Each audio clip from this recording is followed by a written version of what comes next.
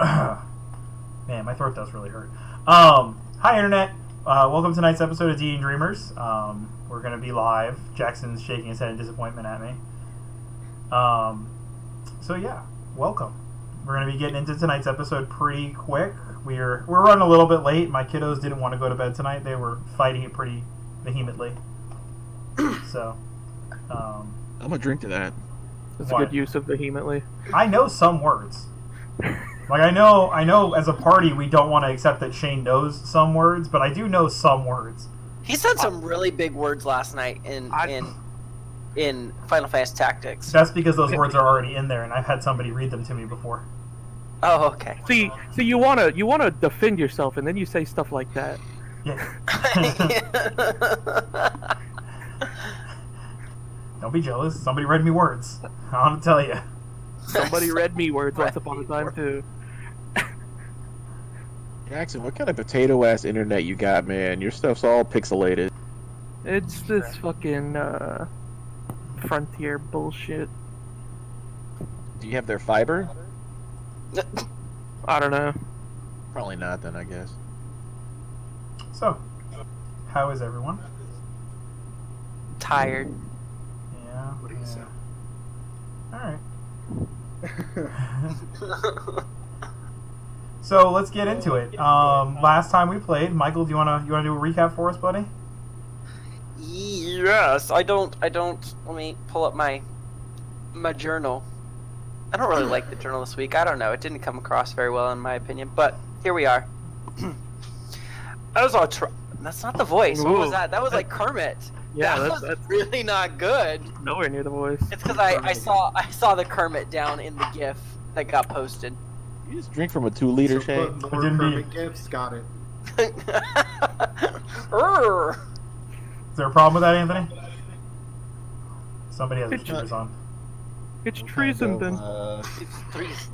What kind of soda was? Ginger ale. Do you mean to kill me, Dr. Jedi? Tell me my fever. Hey, before you get into that, Stop Michael, the stream is the stream showing up live for you guys? It's not showing up for me live. Yeah. Mm-hmm. I'm watching. That's on for me. All right, cool. Sorry. Oh no! I tried to like hide all the GIFs, and instead I clicked on it and opened it in a bigger window. I'll mute myself. It's fine. Session 10, 16th of Homefest. I assume it's on the 16th, right? We passed midnight? Sure, I think so. It would assume so. You said they're exhausted, so it passed midnight. As our travels continued through the Cloudstep tunnels, a new companion, Loth, proved to be a powerful but terrifying ally.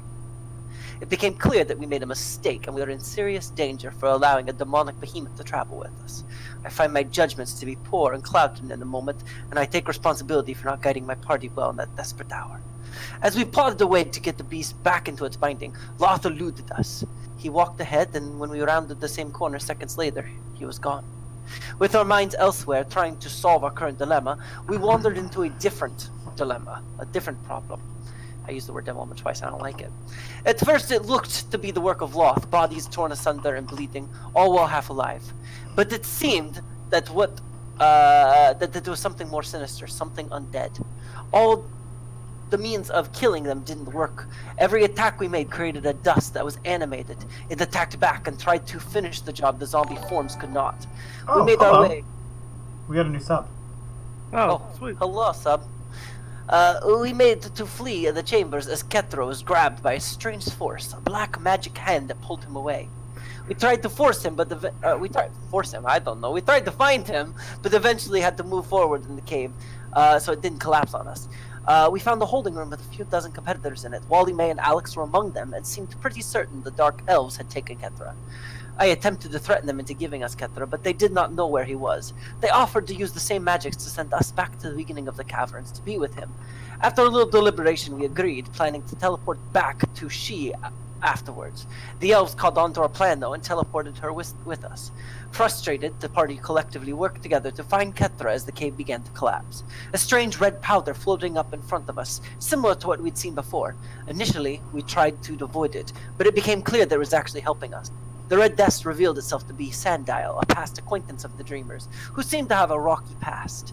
It seemed that Sendai was willing to put that aside, though, and helped us navigate our way to the top of the mountain. His abilities to reshape the very tunnels themselves. We found ourselves walking out on the platform with 4 Empyreans standing out on each corner, the ones that had attacked Solomon with light zings the day prior. I'm nervous to see how this unfolds, and if Loth will follow through with destroying us to get his own wishes, or he'll protect us for allowing him to leave his chains. I hate the light things. Light zings. Hey, so how much experience did we get last time? You didn't tell us. That's true. Throw 1 exploration and 1 roleplay. Thanks. Can I have it back? No. It's a meme. So, gathered outside the Colosseum as it has been constructed of these rich pieces of almost white quartz-like substance along these huge climbing pillars and stone walls, gold wrapped and twisted into them as it does. The building is colossal in size. It's huge. You hear cheering and jeers coming from inside, clapping of all times, and you see this massive globe floating above it, kind of wisping and moving within the clouds in this light. You can actually see, focusing in on it. Actually, no, roll perception checks. All right, boys. What am I putting in jail tonight? I got a 12. Okay. Ooh. Natural 20. Look at you. 14. 14. So 14's and up.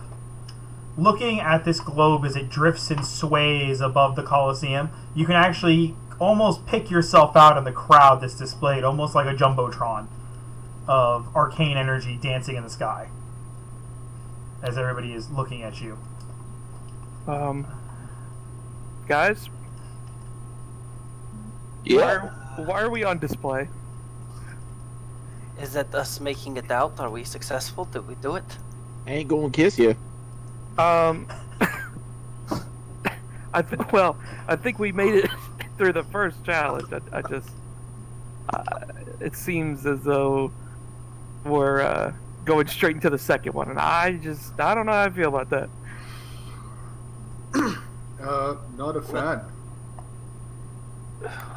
What is the second challenge going to be? Not taking a nap, I know that. Strength. They said it was a challenge of strength. Didn't they make an announcement at the end of last session? Yeah, that was strength, right? Okay. They maybe they didn't? No, they Do did. you wanna repeat Torak. the announcement? Yeah, that's fine. As you guys are gathered on the outskirts of the tunnel, the 100-some-odd people that are gathered around you look up as this very slender female elf comes walking out onto this kind of podium set up next to these large steel doors that enter into the Colosseum. You hear cheering and jeering as everybody begins clapping, this uproar of emotion coming from inside the stadium as she walks out. She seems to be representing the organization at this point, the Blood Tournament. She looks and she goes, "Welcome, 101st competitors. As you have moved on past the first task, we move immediately into the second. These doors will open when only 32 remain standing. At that point, you will come inside for the final task. Good luck." As she turns and begins to walk away, as you see a timer begin displaying on the door as it starts to count down from 10 minutes. So we have 10 minutes to prepare. So, who's feeling lucky? Can we use anything for this? People you see immediately start breaking off into groups, kind of scattering around the tournament grounds. I actually have lucky, by the way. I Fair. think we need to immediately make some allies. Where's Loth? Do we see him? Roll perception check. Ted, you can do it with it. Oh, you already have advantage. I'm gonna choose to opt this out because we should pick the people with the highest, right? If Oh, you I got, would, I was I would gonna also give have advantage. I was gonna give Ted advantage, but Ted already has advantage, so I can't give him double advantage. Ted, add a D4, buddy. 17 plus foe. So 21. Looking through the group as you guys are looking around looking for this kobold that Loth has been disguising himself as you kind of look around, you see that there is a kind of rather toned, ashen-skinned, looks almost like a half-orc walking through the crowd, and he is wearing Ted's hat. Oh, you mean the hat that I didn't want to give him, right? Just to be clear. However hostile you want to take it. I'm not bitter at all about my hat. Cool, it's fine. It's fine. Hey y'all, there's Loth right there, wearing that hat. Do we think we should try to take the hat off him? That way, the Imperials see that it is the behemoth. Why would you want to show that card? Because he said he would kill us right now. How far away is he, DM? Why did you say you would kill us? He's probably a good... This whole area is probably about 100 to 200 yards. Kind of just an open field, occasional kind of rocks scattered about from the construction, a few like minor little divots and holes. But he's probably about a good 60 or 70 yards from you. And he seems to be standing in almost like an opening, like nobody's approaching or talking to him. Alright, I'm gonna go up to him. Loth basically told us that at this point in the tournament, he would no longer be our ally. He would help us get to the top, and then would likely do away with us to make sure that the 32 that went on, he didn't care who went on. But he didn't hold his end of the deal. That's true, but what are we going to do to him? I'm gonna ask him about it. So, as you guys are talking, Ted walks off and starts walking towards Loth, heading through the crowd for the most part. Can I pull out armor? If I can kind of go away from Loth, so she can freely talk to me. I'd like to go. What can you tell me about that guy? Sorry, I ate a Starburst at the wrong time. She kind of... You see her head kind of peek up from behind your shoulder a little bit, and she's kind of keeping some distance away from him. She goes, you know, like Griswold was really, really strong? Yeah. Well, I'm not going to lie to you. You know how, like, you're not as strong as him? Yeah. It's been a reoccurring trend for the 13 wielders. What, that they're really strong? They go up as you go down.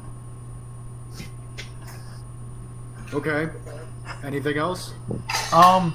He's not the nicest person in the world. Him and his brother was the one that trapped us in the blades. We really have an echo from somewhere. So he's number one. Yeah.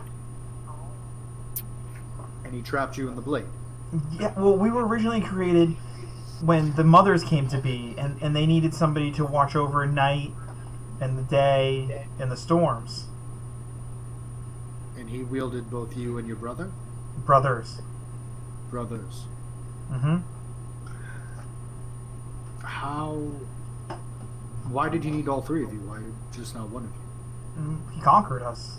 He banished us and put our souls inside the weapons. And you're not mad at that? Very mad, but at the same time, he's really strong. Okay. So, does he have any weaknesses? Not that I remember. Banishment worked pretty well on him. He doesn't do well with planar travel. Weak stomach. Okay. She kind of pats her stomach. What about this deal that we made? Would he even care that he went back on it? He's not really a demon. Right. He's for them, so the whole demon and devils rules and laws not as much of a bearing on him. Can you, how did he use you? His was more brute strength and power, wielding the fires of the sun. Okay. I don't know if I'm there yet, but... We can work do you on think it. we might be able to... Can we work on it? Do you think we might be able to do a little bit so we can survive these 10 minutes? What's coming in 10 minutes? You still need the whole impalement thing before you can tap into my ability. I mean, we could try and roll it in with that, but I don't foresee you tapping into that much raw power right away. Okay. What can I use? For now, just keep with what we know. I'll start working on getting you more prepared as the time comes. If there is a time, okay, got it.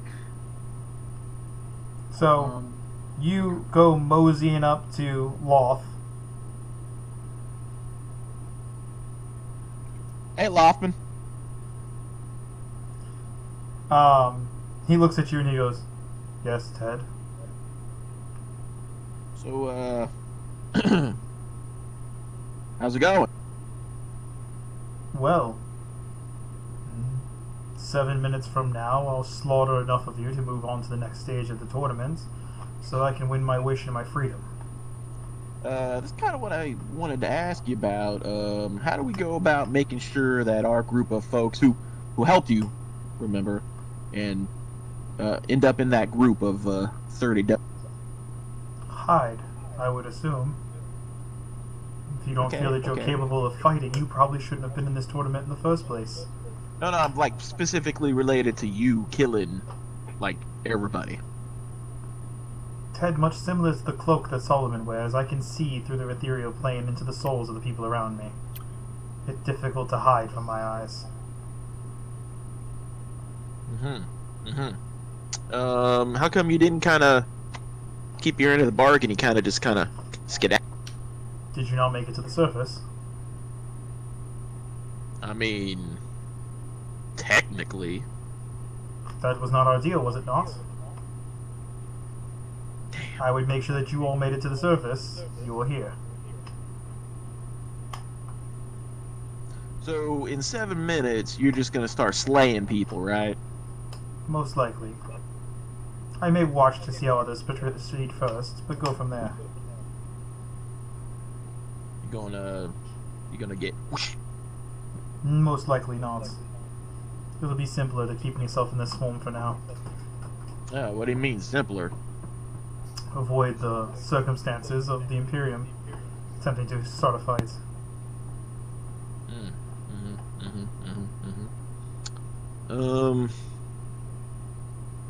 Alright. I guess. Don't kill us. Did anybody walk over here with me? Nope, By the nope. way? Nope, you went alone. Okay. Uh-oh. Alright. That was a you choice. Well, I'll, I would like the hat back, though, when you're done, if possible, right? If your body Like, is not among the rubble and desecration that comes from the end of this tournament, I'll place it upon your head. Nice. Thank you. Appreciate that.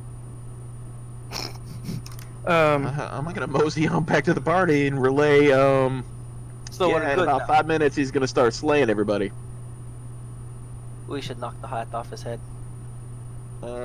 Yeah, I'm thinking that might be a good idea, because he is imminently about to start just slaying people. He said we could try to hide, but I guess he can see our souls and whatnot.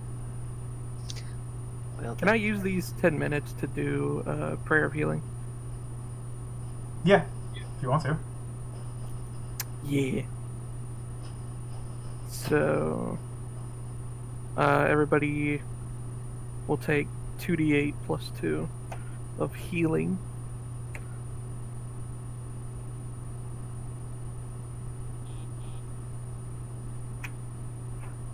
Are you rolling it for us, or do we roll ourselves? Either or. Do you really want me rolling for you? No. So 2d8 Plus 2. plus 2. I do not, because I rolled a 6 and a 7, so no. You Oh. keep your rolls to yourself. I rolled a 2 and a 5.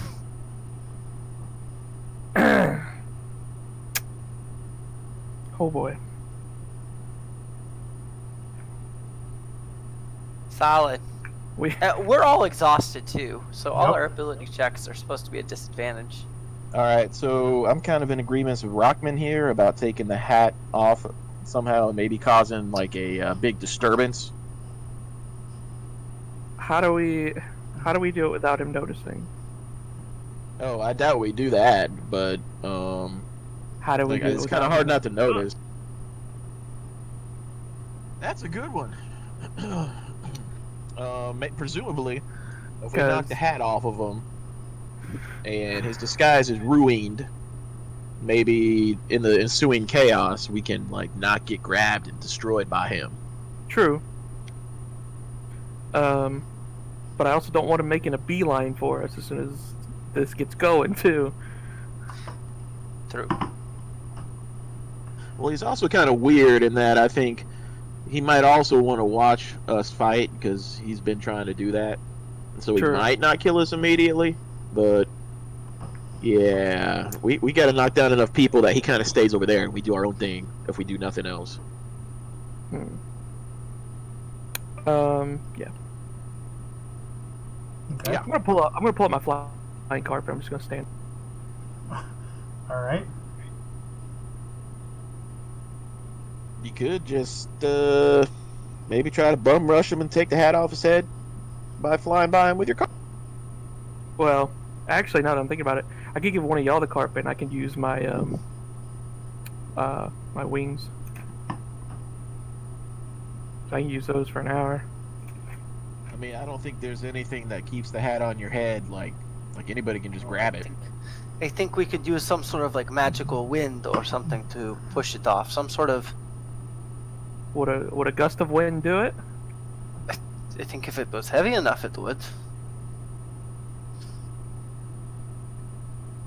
Wait, Shane, didn't you talk about if a spell can take it off or not? To take what off? Dispel Magic. magic. The hat. Dispel magic, Ken. Yeah. Could Or if you- Or if you run and grab it and rip it off. But can like magic gust of wind magic it off? You can certainly try. I don't like the odds of that. I mean, I got dispel magic, or we can try to grab it. Well, how much do you weigh, Ted? A lot. Is it more than 400 pounds? Wasn't it 500 or something? Yeah, just about.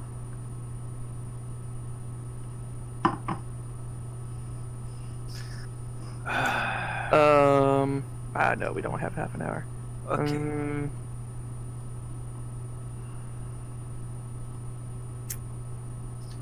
I don't really have anything to help us here. What Cover Michael's face. how much would it how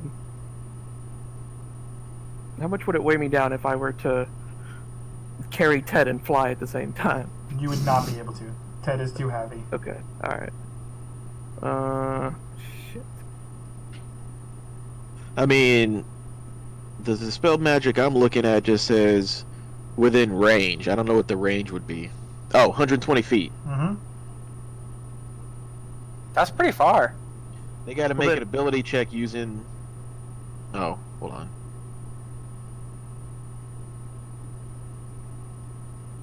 Yeah, 120 feet anyway. So why don't we just do it now then? Who does anyone have dispel magic? Yeah, me. Ted does.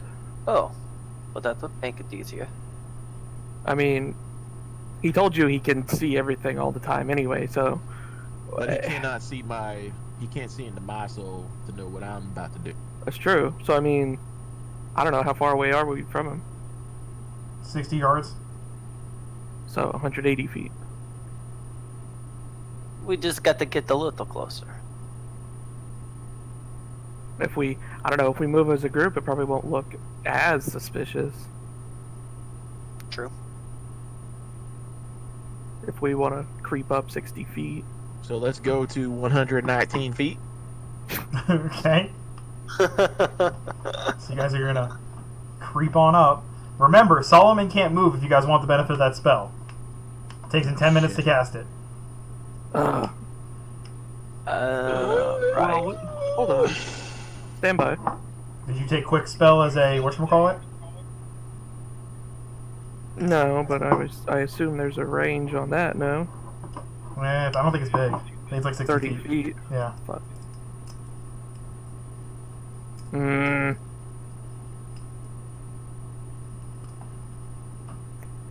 Well, look, I was only down 12 hit points, so whatever. I could just go up. I would recommend also maybe we try to get like temporary companions around with those around us, so they don't immediately start killing us. Maybe. Did we see the Heavenly Seven anywhere? You do not. I would like to make a point that I also am getting ready to do this. That as soon as the timer gets down to like seconds, I'm gonna prepare myself, and I want to cast Bless on everybody. So Okay. ideally, we want to all be within 30 feet of each other. But that means if we're gonna do spell now, then we can't cast Bless. What does Bless do? Because I got a Mosey. Bless gives I got a Mosey everyone, 40.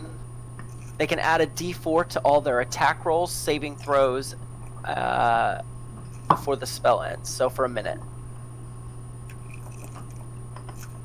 So I could just cast it on the 3 of us instead. What's the edge of Solo Man's spell? 30 feet. So I'll go to the edge of that. Okay. That's the, You'd be 30 feet shy of. shit. Oh no, No, but I'm we'd be 10 fine. feet shy. If I go to the edge of it, I'll be at 30 feet from Solomon. You wouldn't be able to get Solomon's spell, but then But I you can can get go to the yours. edge of mine, and you're at 60 feet from Solomon. So you're only 30 feet from me, so I can still bless you, and you can hit. Well, let's screw it. Let's do that. I like that. Shane's like, fuck you guys. Sure. Perfect. This is street math, all right. So how are you guys broken up standing at this point then? Because Ketra walked away a little bit to talk to whatchamacallit. We are not in an ideal tactical. You guys situation. are spread up. I'm assuming Blythe is on Torok's shoulders. Or shoulder. Ketra is a little ways away.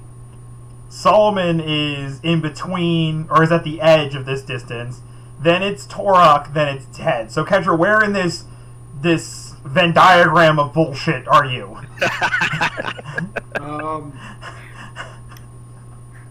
I mean, I can. Do I see where everyone is? How many seconds do I have? You can make your decision. It's over the course of 10 minutes this decision is being made. Because I'm assuming whatchamacallit's plan is to pop this off as soon as everything breaks down. Got it. So what's the plan again? The current plan is that Solomon is standing at point A. This is what we're going to use our reference. This is point A.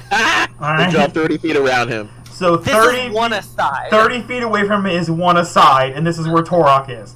30 feet away from Torok is the next aside. This is the side aside, and this is where Ted is.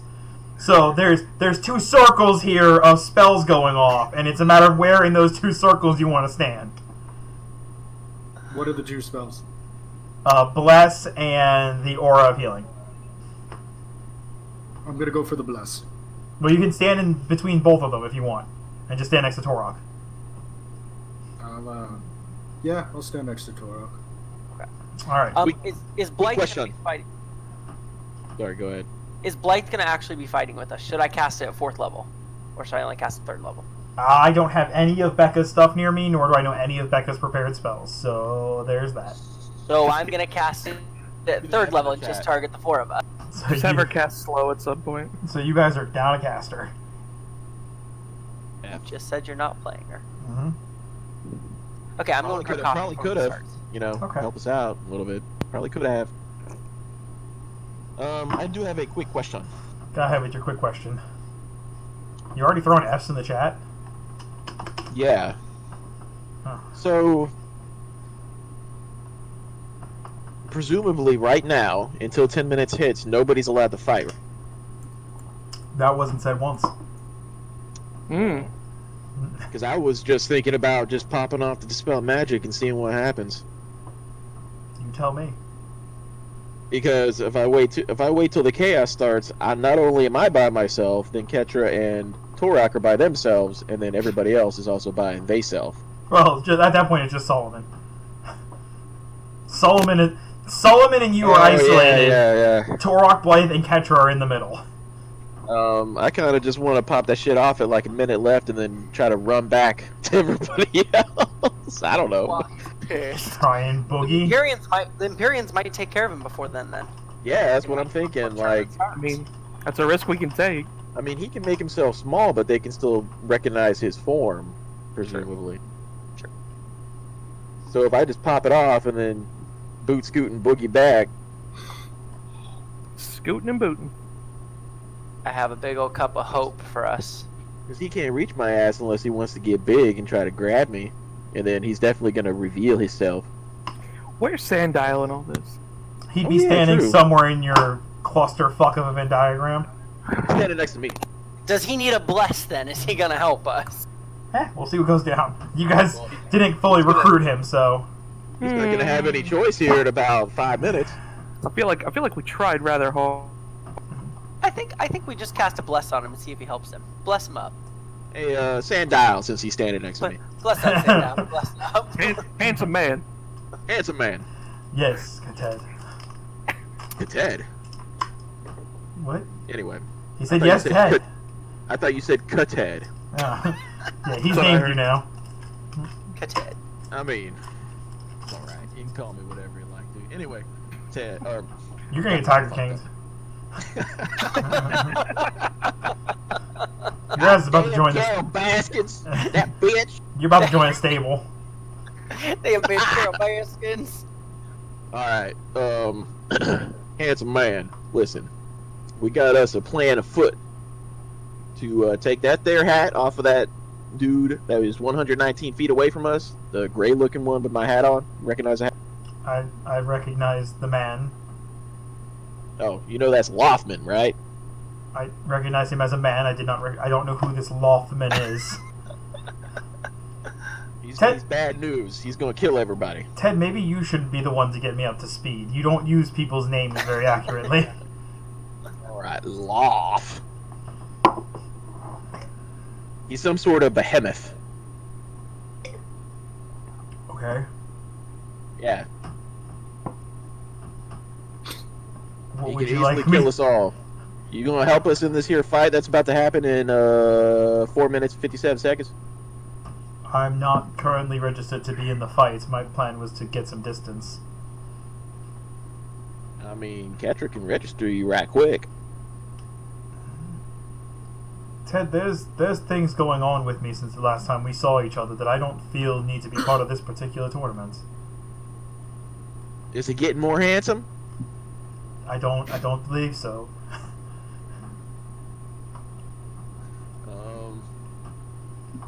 Well, why don't you just... Shit.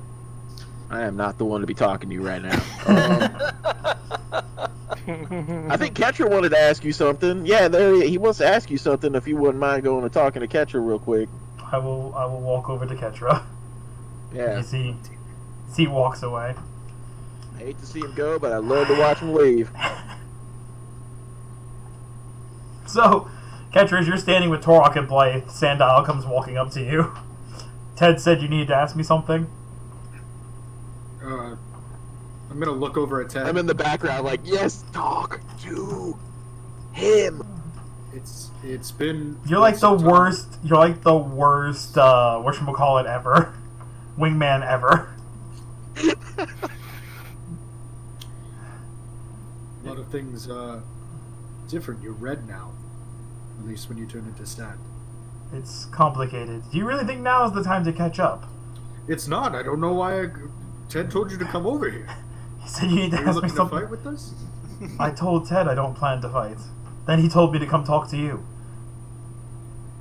Okay, just cliff notes.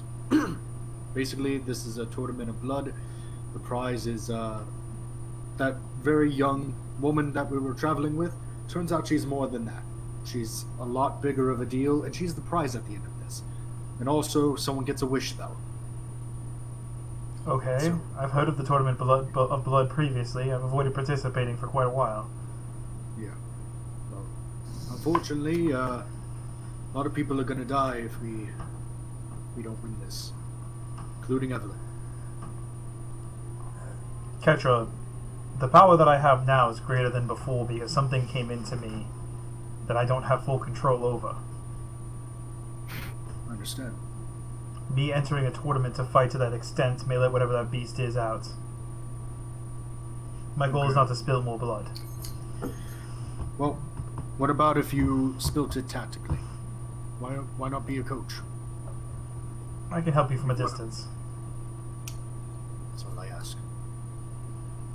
He sits there, and as the timer continues to count down, he looks at you and he goes, I'll do what I can to be as inconspicuous as possible, as he crumbles into sand and just disperses across the ground. Okay. Anthony just fricked to the chat. Yeah, he did. Frick! Frick! Frick, fuck, shit. Yeah? Shit. It's shit. Yeah, that's what I said. Gonna shit and fart all over this tournament in a minute. So, Damn. the timer is within the last minute. Is there anything else you all want to do? I'm gonna discuss my plan with my body. All that's next to you is Torok. I'm So, about 5 I'm gonna seconds say away from Turok. popping off Dispel Magic. I'm not exactly super proud of what I'm gonna do. I need to get blood on this sword. Are you? I need to charge my sword up, and hopefully I can make a big enough bang. I'm gonna be really hurt after. Remember when we fought the fire giant and I stabbed myself in the Right. side? Yes. I'm gonna do that but bigger. So I Okay. need to cover it in more blood and then my own, and then I think I can make something big happen. So you're going to kill all these people? It's last 32. We have to kill them anyway. I don't think that I'm upset by that. They've chosen to enter this tournament of their own volition, knowing that their lives are on the line. So Solomon, how hurt are you? I don't think that's our concern. I should probably not be the one Catcher gets blood from. Do you look beat to shit? Yes. Relatively. Okay. Hey, alright. What's the timer? Probably about still, let's say a minute, just for the sake of argument. It's counting down. I'm giving you guys the opportunity to speak as a party. What? Let me put my carpet away. Who weighs less than 400 pounds here? Is it just Ketra? Yes, and you. Okay, so Y'all a bunch of Ketra. hefty boys. yeah, Ketra, if you want, take the carpet. Just if you need to zip somewhere, you know what I'm saying? That's And fine. I can use my wings of flying. So, Cat, Solomon, as you're finishing casting the end of your heal spell, a voice comes up behind you. Oh, you look rather banged up. As you turn and look back, and it's the Frost Iron Dwarf that you had met before, the kind of soft-spoken male dwarf with the blue scales kind of creeping up the side of his face. Yeah, this is about normally how I am. If you want, I predominantly functioned as a healer for quite a while. Do you need some assistance? What do you want? To make sure that good-hearted people make it through. There's been a lot of reckless bloodshed and violence so far, and I don't want people like that to make it to the point of getting the wish. Can I insight that? Yeah. Do I see this dwarfman talking to him? Yes, you see a dwarf 100 yards away, just about, or 60 yards away, talking to whatchamacallit, talking to Solomon. That is a soft 20. Okay. Damn. It's not the most wholesome thing. You do know there is some there's something undertone there, but he seems to be telling the truth for the most part. Okay. So, still, what is it you're after? I wish to be in the top 32. That's all. Okay. Siding with you and your friends seems to be the better choice than siding with the rest. The guards that came with me were slaughtered within the tunnels by the drow. Yeah, we ran into them. I'm all alone at this point. So what happens if we make it and you don't get the wish? Are you going to be okay with that?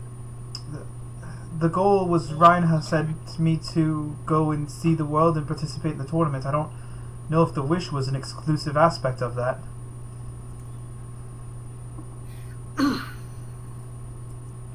And how do I know you're not lying? Why would I lie to you at this point? Because we're in a giant tournament to kill people to move on. I can show you the arcane aspects of what I plan to do. It was simply just going to be a healing spell to get you back in the fight. Okay. You see, he rubs his hands together. You see a little bit of frost come up on his hands as he puts it over your wounds as they begin to heal. You'll heal.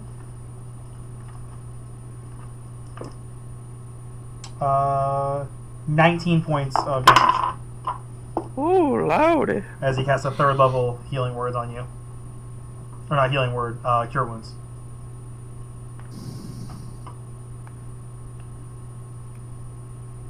A little bit of frost kind of sits on your skin as it kind of breaks and crumples off. Sorry for the cold touch. It's part of the magics that I use. Alright. So I'll stay with you for this. Or should I go to the others? I mean, you can see if they want healing predominantly, but I would say I'm a defensive fighter first. I'll stay here. It seems to be the best choice. As he kind of, Okay. you see him pick up a mace and like shaky hands. We ever used one of those before? In training, in practice, but never in full on combat. Try using both hands. Grips it, kind of yokes up on it a little bit. How's that feel? Not the most confident, but I'm confident that you'll keep me safe, right? I'll do my best. So, as the timer begins counting down into its Before- final seconds, Dispel that magic. go ahead, Torok. Before that all happened, I wanted to finish mine and Ketra's conversation. Okay. Go ahead. So, as he, are you... Before we get in this, are you comfortable killing all these people, Ketra? I am.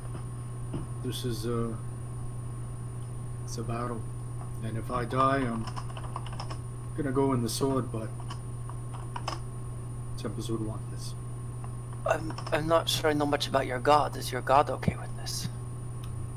And I'm gonna look at him and smile and go, "My god's the god of war."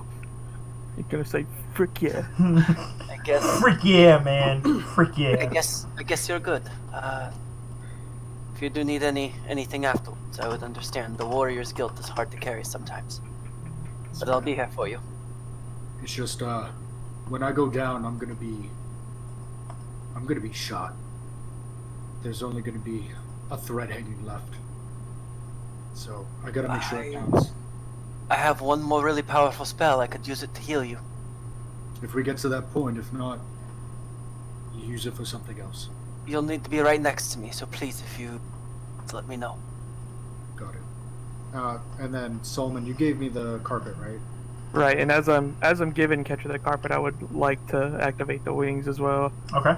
So you have 1 hour wings? Yep. Okay. What is it? A flying carpet? Yeah, so gives you a fly speed of 60, I believe. Got it. Okay, I got it. I Alright. just wanted to have it up. So, Ted, what are you doing, buddy? As the timer is heading into its final seconds. Whoosh. So, Guys, this is my first fight with Torok. That's like a major fight, and I'm scared. And by that I mean dispel magic. Whoosh. yeah. I think this is the first major fight of this arc, and I'm not gonna lie, my heartbeat's beating. Ted is... Oh, 1 second. Do it. Guys, I'm not here to make sure that you use your blesses, so use your blesses. Put a D4 in front of you. Great. And that's So- for attack rolls and skill checks? Do it. So, Ted, as you bring up and begin saying the verbal components, moving your hands for the somatic components of the dispel magic, which apparently for you is a prayer cross. I don't know why. And as you do that, the arcane energy dances from your fingertips for a moment, and you see this bolt of energy come ripping across at you, hitting the arcane aspect of your magic. And as it does, it disperses your spell. And as it crumbles around, I need you to make a dexterity saving throw for me. Well, I hate you so much right now. Not too bad. 15 plus 2, 17. 17? Okay. I need to, Oh, I need plus to- 4, right? I need to take out a notepad. Plus a d4. Hell yeah. Well, would he get a bonus for being in Torok's range and Ketra's actually? Or does it not go no, up that their far? range is only 10 feet now. Okay. +3. So, soft 20? Okay. 1 second. I'm just writing down some numbers real quick to keep track of everything. Then I'm going to do Yeah, in a right second. on. No, you keep track of those. No, let's just do regular initiative for this just because we're not at a table together. And this is going to be... That is. I'm going to tell you now, there's going to be a lot of moving parts to this fight. So That's just... perfectly fine. Everybody be a little patient with me. So, Ted, as the spell goes, this arcane magic hits and crashes into your dispel magic, and as it does, this energy kind of dances for a minute as you get slammed in the side of your face by this fist. This massive hand comes up as all of a sudden the timer, BOOM, as the fight begins. Does a 19 hit you? Yeah, 19 hits me. I don't know what your AC is. It's going to be a 20. That's going to be a 17. Does 17 hit? My AC is 17. So yeah, and then the last one is going to be an 18. Shit. I need a dice roller to make this easier for myself.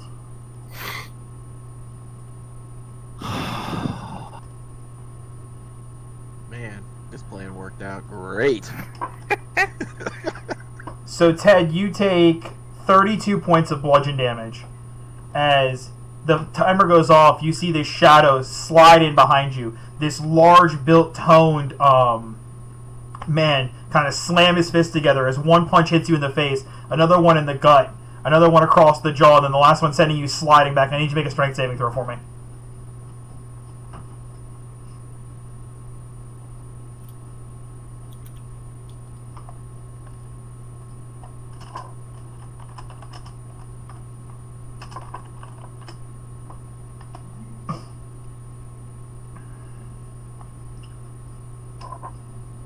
What are you doing, Anthony? Nah, I can't see. I gotta Oh. pull it out of the dice tower and look. So it's 14 plus 4 with the D4. And you said strength saving throw. Plus 3 plus 6. Okay. So you slide back and you manage to keep your footing as this figure is kind of bouncing back and forth. His hands kind of going up in his face like a boxer. As he does, Ketra, you and Torok see this as well, as you see another figure behind him with this long, drawn, silvered mask hanging off of his face. As he brings his hands up, and you see this this barrier come up around Ted and the boxer. Oh, And he looks, zeroing him out. and he kind of slams his hands together a couple times, and he looks at you and he goes, "Come on, you and me, 1-on-1." 1-on-1, or you just sucker punch me like a little bitch. I got you. Don't worry about it. Oh, hell yeah. What's this guy wearing? And that's Carol Baskins. You stupid fucking bitch. Stupid bitch, Carol He's- Baskin. He has like almost like an executioner's mask hanging off his face, covering up all of his facial features. You can tell he's human from his build. He's got on just kind of loose, kind of fitting pants. You can see there's shackles on his ankles and on his wrists, and he has like bracers that kind of come up on his hands. Alright, I'm gonna heat Are they metal. clawed? No, they're not clawed. Heating all the metal on this son of a bitch. Okay. All right. Yeah. So, as Ted gets into his fight, as this guy lines up with him, let me make a note that you have heated metal. Yeah, any creature in physical contact with the object takes 2d8 fire damage. The start of his turn, Hang on here. but you have to maintain concentration on it too, correct? Hang on, let me see here. Ah, shit. Yeah, hang on, I might not want to do that right now. He's just gonna hit me. He's just gonna hit me in the face again. He's going to indeed punch you in the face a lot. That is the basis of this character. He's going to punch you in the face a lot. Yeah, yeah.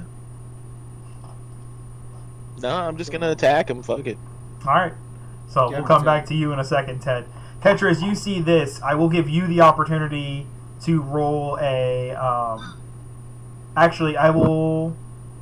Solomon's too far away. So yeah, I'll give you the opportunity to roll an investigation check real quick, or a perception check on this guy. As you see him and his friend.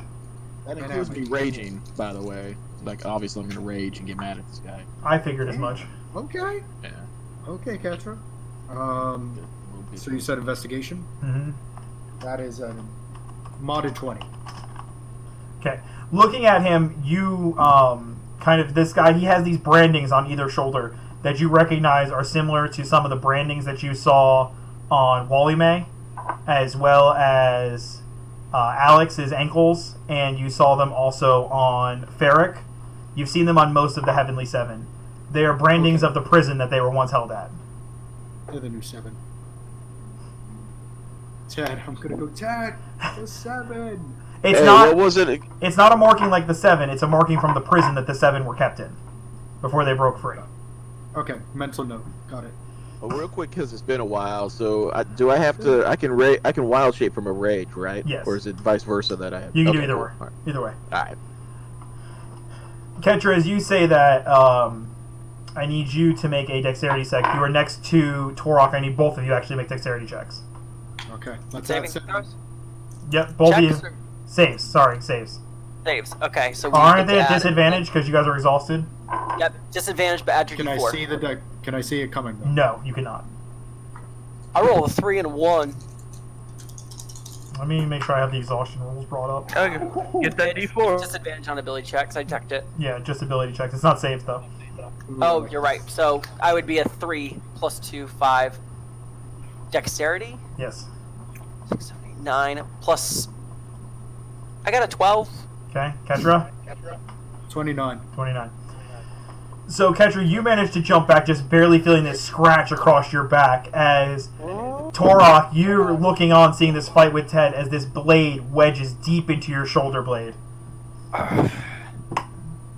You Can take I, 15 points of piercing damage.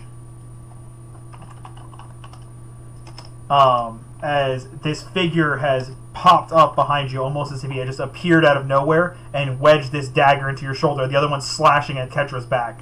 Ketra, you just barely stepped out of the way. As the figure kind of drops, he kind of spins the blades in his hands a little bit and holds them up in front of him. Ketra, you can also see the similar brand is on him as well. Okay. I would like to rage, Okay? which would be nice. And then I want to Achilles from Troy it, and I want to put the armor in the soft part between his collarbone and his neck. So you're going to try and stab him? Yep. He Okay. just tried to stab Torok. Wait, is there 2 of them or just 1 of them? Just one guy. Oh, it's one guy? Yeah, I see. Let's do it.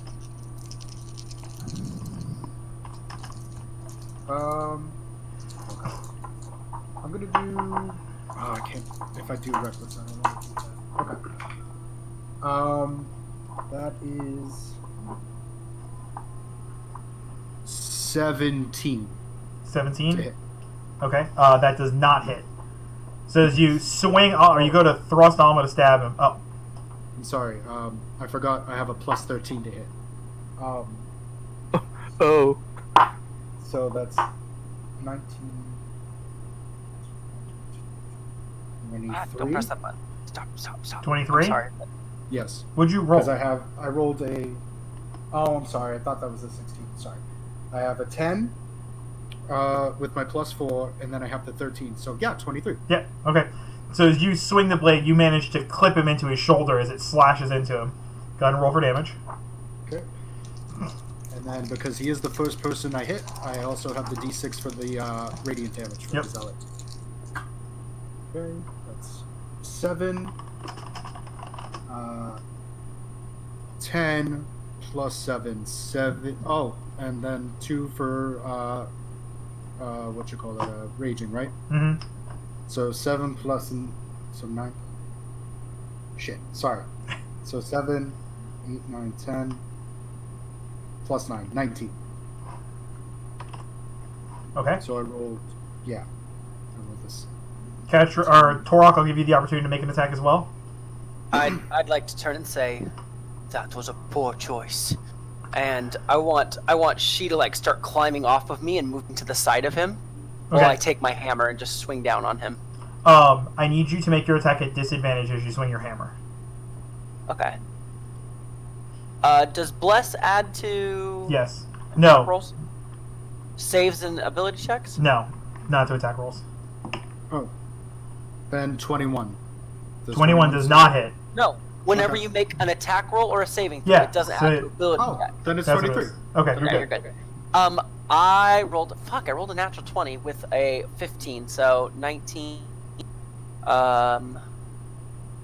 19 plus. Why is my numbers not on here? I don't Oh, know. because I'm in the wrong spot. I'm sorry, I'm in the wrong spot. 19 plus 8, so it's 27. 27. So 27 hits. So as you bring up your hammer and go to swing it, you feel this sharp pain in your shoulder as you take 11 points of bleeding damage as the wound on your shoulder splits open all the way up and just begins pouring blood. Your arm kind of fighting to stay up at your side.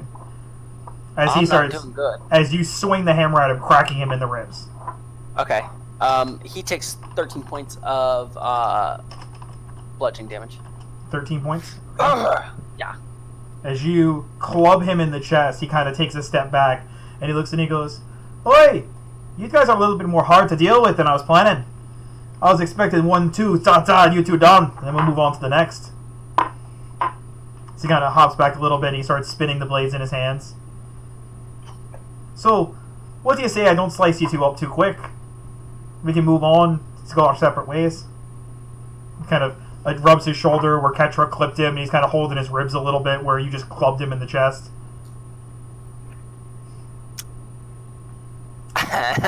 You were sent to kill us. I wasn't sent, it was a choice. See you in the 32. I'm gonna move forward. What are you doing right now, Solomon, as you see your party members have been pulled into fights? Let me run this by you. Mm-hmm.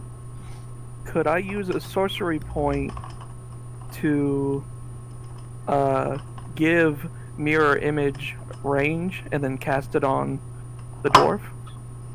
No, because the distance of that spell is self. Right, but You can't give a spell with this. You can't increase the range of a spell that the casting thing is self. so that's not the same as touch. Yeah. Okay. How far away is everyone else from me? 30 feet. Okay. I'm just gonna yell out to them. Are y'all okay? I have blood gushing down my Yeah. shoulder. You I'm like, see, at this point, Not Torok's really. Let's assume okay is relative right now. Torok's dominant right arm is kind of hanging at his side a little bit as he's holding his shoulder, as it's just blood dripping from his fingertip. Ted is currently bound in this arcane barrier around him and this other figure, and Solomon does a. That's going to be a 26. I have no idea what your AC is. I know it's terribly high. That's why I ask. A 26 would hit me regardless, yes. Okay. I need you to make a Constitution saving throw.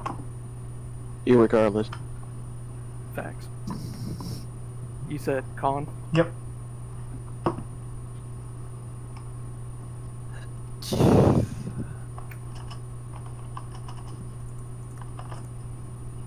Does the bless count for that as well? No, it does not work on saves, right, Okay. Michael? No, I think that's it. Saves and it's all battle things, battle-related things it works on. Okay, then yes. 9. 9?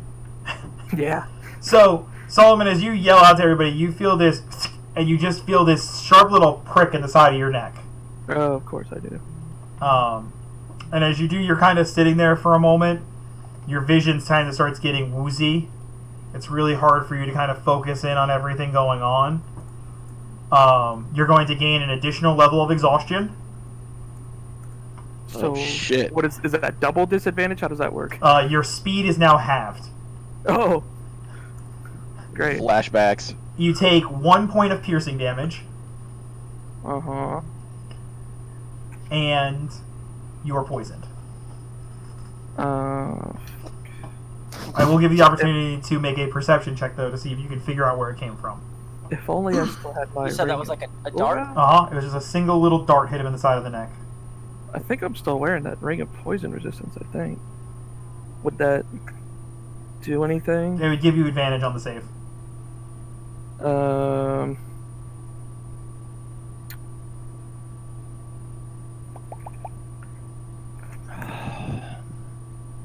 Oh, you know what? It's probably actually the one I traded in.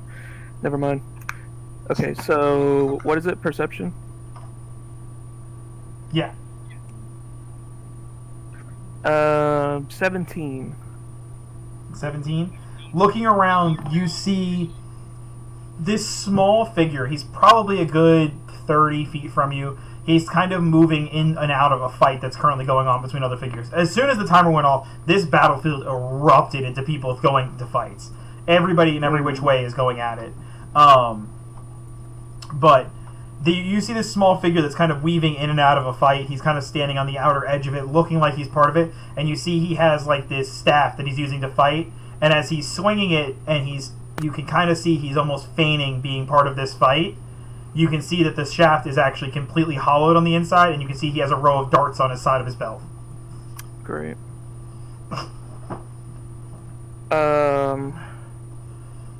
Okay. How far away is he? About 30 feet. And how many people are in that area? Probably like 15. It's a huge brawl going on between two teams. Well, let me cast Call Lightning. Okay. Just whatever. Obviously, if I center it around him, how many people am I? If you hit him, it hits a area immediately around, so it can hit like 4 other people. Okay. Well, let me cast that at 5th level with my Channel Divinity. Okay. So they make a Dex save, I believe it is. He got a 22. Okay, so he'll take 25 points of lightning damage. Okay. And however, it's heavily also electrocute a bunch of children, or you heavily electrocute a child. it's a 60-foot radius, so What do you mean? the No, that's how far it can reach. It hits 1 point, and then damages everything around that point. right. The radius is just you can keep on casting within 60 feet of where you cast the spell. Oh, So you hit him with a bolt of lightning as he tumbles to the ground. All the people around him get hit as well, as they all kind of turn their head looking at you. yeah. As you just pissed off 15 people. Fuck him. This is what we're here for. So, going back to Ted, as the guy's kind of bouncing with his hands up in the air, he looks at you and he goes, "Come on, you're gonna fight me with your hands, right? Only a real fighter fights with their bare fists. You gotta feel the death of your enemy." After I rage, I'm going to swing my jawbone as hard as I can into his fat fucking face. Roll an attack. Yeah, fuck up Vega from Somebody Street who Fighter. doesn't sucker punch me doesn't get the benefit of a fair fight. What was it, plus the D4 now too? Mm-hmm. Right? Is that on? Alright.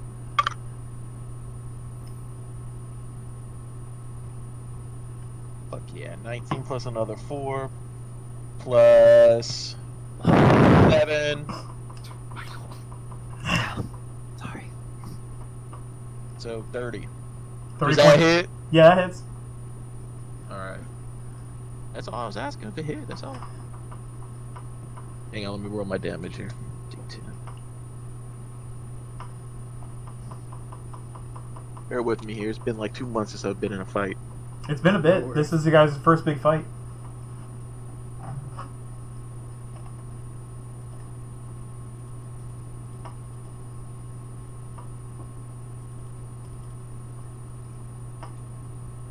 $11. Hmm. Some of that's lightning damage, I guess. So you swing them, you swing them all, and it hits him in the shoulder. Good. Plus 2 because I'm raging. 13. You swing them all, and you hit him in the shoulder, and he kind of just shoves it back with his shoulder as he comes in with another flurry of attacks. I will give you the opportunity to roll a investigation check. You and I don't know if Ketra's paying attention to what's going on with you. Sorry. Are you paying attention to what's going on with Ted or no? Or are you watching the dude with the knives? You cut out. What was that? Are you watching the guy with the knives that's in front of you in Torok, or are you watching Ted's fight? I thought he was leaving. He's still there currently. I'm gonna keep my eyes on the guy who just stabbed Torok. Okay. Ted, roll an investigation check. 26 for the first attack. 23. 23. 30. I'm assuming those all hit. Yeah. Okay. 14 plus 4 plus 1, 19. 19. Ted, as he comes at you this time, the first punch hits and you slide back a little bit more. You can see as every reoccurring hit hits, his punches are getting stronger. He's actually building more power and he's attacking you faster. This time you're going to take 39 points of bludgeon damage. That's going to be cut in half because you're raging. So you'll take 18, right? 19. Yeah. You'll take 19 points of bludgeon damage as he lets loose this flurry of punches. You see this wicked smile coming from under the hood. So, Ketra, you and Torok are standing there as the man spinning the knives, and he goes, "Well, I'll be off. You all have a wonderful day. Nothing personal about this whole thing." So personal. Oh, no. If it was personal, we'd be doing a little bit more. And you see these people come running up behind him as he waves his hand and he swings it. You see the sleeve of his long jacket open as 3 knives stick into them as they kind of start gasping for air, holding onto the blades. And he goes, "See, that's a little bit more personal. They came for me." Well, you all have a lovely one. Likewise. As he jogs off into the crowd. Okay. How bad is Torok bleeding? It's pretty substantial. I'm gonna put my blade under Torok's Torok, I need you to make another Constitution check. I thought I was gonna be okay, but things went really bad really quick, Ketra. Yeah, no, I see that.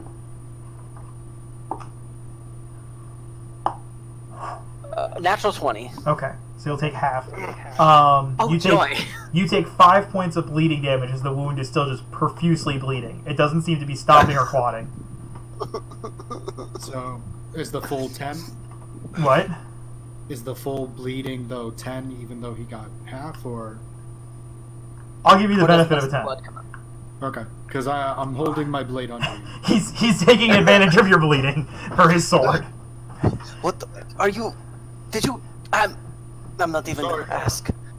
I'm impressed that the heat of the blood isn't melting anything of the blade. It's kind of like magma. I don't know if you've seen this, but this is a fire sword. You're right. I did see it a while ago. Do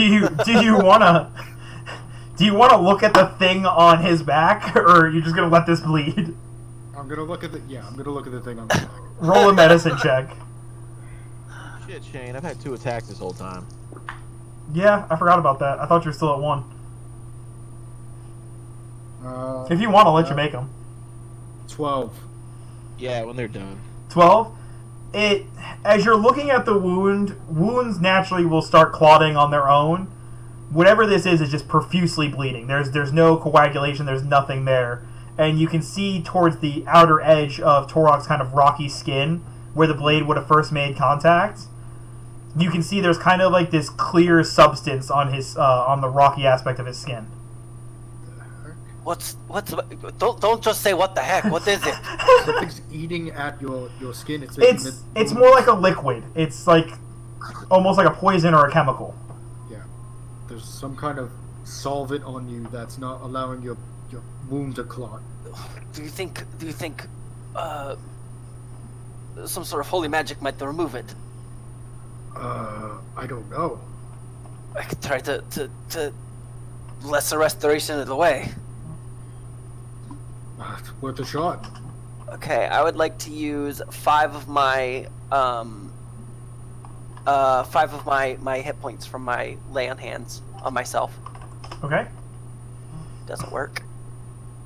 Roll a Constitution saving throw with advantage. So straight. Yeah. Yeah. But +7 and a D4. Wait. Why are... No, you're not at disadvantage. You're at disadvantage for saves. Only ability checks are at disadvantage right now. Oh, okay. 18 plus 1, so 19, plus my con, 25 plus Ketra, so 28. Okay, so yeah, you managed to endure this as it eventually starts to slow the bleeding. I think is it gone? Do you see it? It's still there, but we've slowed it down for now. Alright. Your arm hurts the wound was very deep and has injured your arm a pretty decent amount. You can still use it to fight in combat, but there is a chance you will reopen the wound. Okay. Remind me, when we decided does she function just on her own, like just on Yes. my turn order with her own action and bonus action? Okay. I'm gonna look at her and just be like, I want you to just bite the next thing that comes up near us. All right. She unfortunately has used the lava breath, I think, already. We used it down in the cave. Yes, you did. All right, Solomon, as you're standing there, you kind of hit this group of people with lightning as you see them all kind of getting up, dusting themselves off, as they all kind of right their weapons looking at you. The dwarf kind of stands in front of you and goes, I'll do what I can to hold them back for you, as he puts his hands down. This wall of ice starts kind of climbing up in front of him. He goes, we should probably run, right? Not yet. You might want to take a couple steps back. I can fly. Solomon, I need you to make a wisdom saving throw. And we determine the bless does or doesn't. Not for saves. No, bless is yes. 4 saves, yes. Attacks and saves, and then guidance does ability checks. 18. Okay. 1 second, I just need to respell. Actually. 18? Mm-hmm. Okay. As you're sitting there, the wall of ice fully forms, and you hear people kind of begin banging on the other side of it for a moment. As eventually the sound kind of deafens out, and you see footsteps as people run away from the wall. As you see the conflict through the wall of ice kind of go through. Do I see what made them run away? Nope, it looks like they just dispersed for some reason. Huh. Okay. Alright, so nobody's really in like my immediate surroundings. You see Torok and Ketra kind of near next to each other. There's still a decent amount of blood on the floor. And Ted is just in this one-on-one in this sphere of arcane energy. And you see that there's a figure standing outside the sphere. Okay. Alright, so for the time being, let me bonus action mass healing word. Is Ted 60 feet away from me, yes? No, Ted is 120 feet away from you. Okay, well then I'll use a sorcery point Okay. to double the range. How'd I get that far away? Because your spell was 60 feet and the other one was 60 feet. Right? That was our Venn 180. diagrams were 60s? No, I had to go 30, 30 feet. Okay, sorry, then you're 30 feet away. I'm 60. I'm 60 feet. Yeah. Ted should be 60 away from me. I should Right. be 30 away from everyone else. Okay, you're good then. So then I'll mass healing word, Ketra, Torok, and Ted. Hello. That is it's just gonna be 1d4 plus 2, but I'll Does take it work? Does Better it than work for nothing. me in that sphere? It does not. I figured as much. and then I will lesser restoration myself. Okay. What is restoration? Yeah. You're gonna try and remove the poison? Yes. Okay. As you do so, okay, as you use lesser restoration on yourself, you can see your vision kind of sway for a moment again, and kind of these cracks and webbing almost appear and then kind of fade away. As you can see, there is no wall of ice. Oh. As you're just standing next to the dwarf, as he's standing there next to you, like almost cowering next to you at this point. Why are you just standing there? Why aren't you moving? We need to go! Where's the wall? What wall? What are you talking about? Didn't you put up a wall of ice? I don't have that kind of magic. I'm a healer. Oh, We need to go. We need to go now, right? Yes, we should probably definitely leave. Does a 26 hits you? Yes. Okay, and a 24. Would I still get a reaction? Yes. Then no. Okay. I need you to make a con saving throw.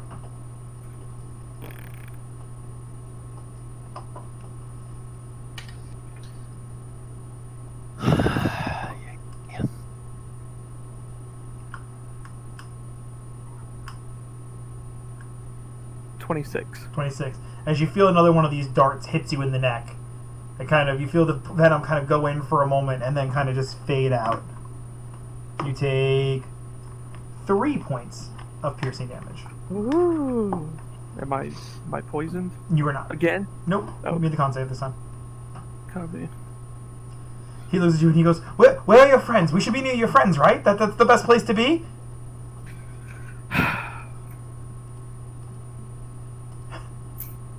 I don't know. Alright, we'll go back to Ted.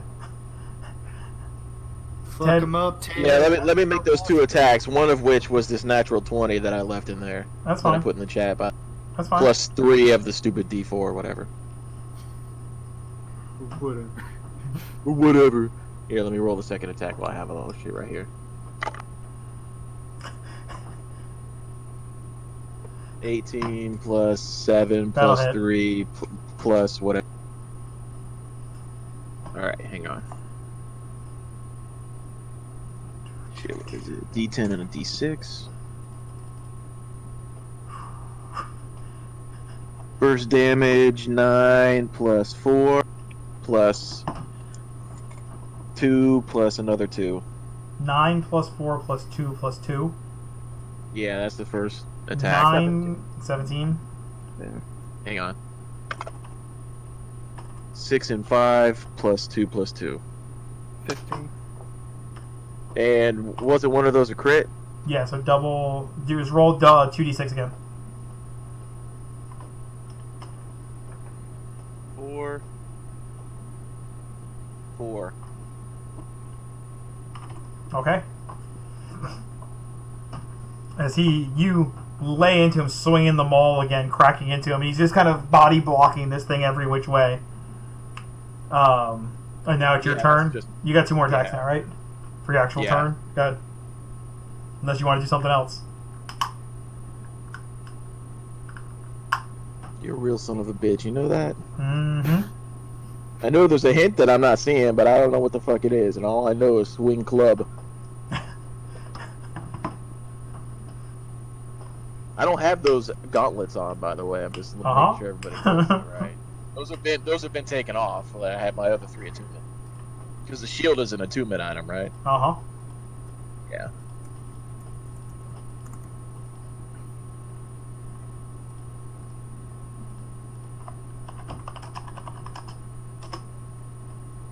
Man, fuck it, 2 more. Alright. I like how everybody is actively searching things. I just hear...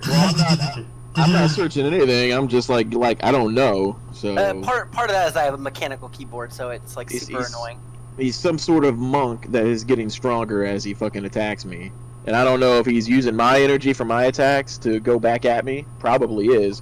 Look at your fucking smirk. I see. I will wholeheartedly tell you, he is a very straightforward villain. As long as he lands his attacks, his power keeps on scaling. Well, all of his fucking rolls have been 28, 30. Yeah, he has a really high modifier. Yeah. Yeah. Anyway, let me just let me keep rolling. Right. Luckily, Keep adding this those dice D4s. tower. Don't forget to add your D4s.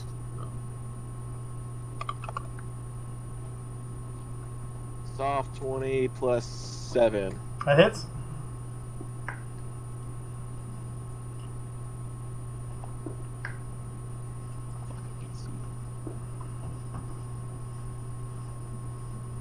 How hurt are you, Ted?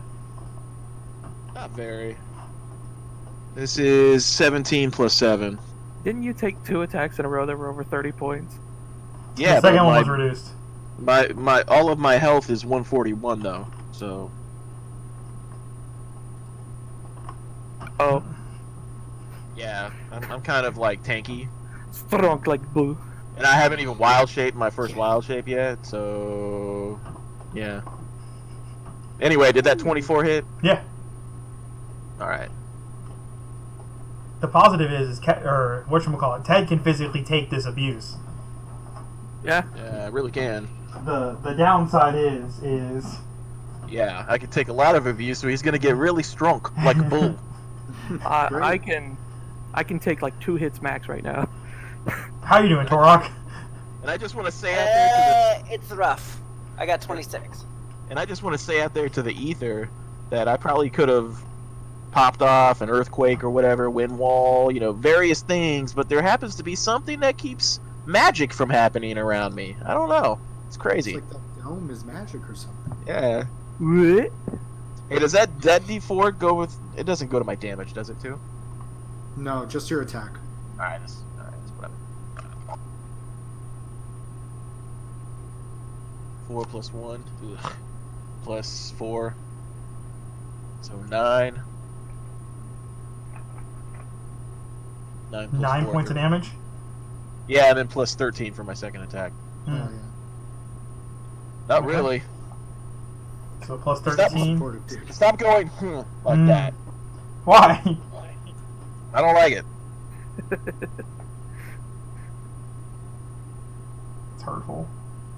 Like honestly though, if I still had the gauntlets on, I probably would have gone up his ass. But whatever. Them bitches are sitting in my bag.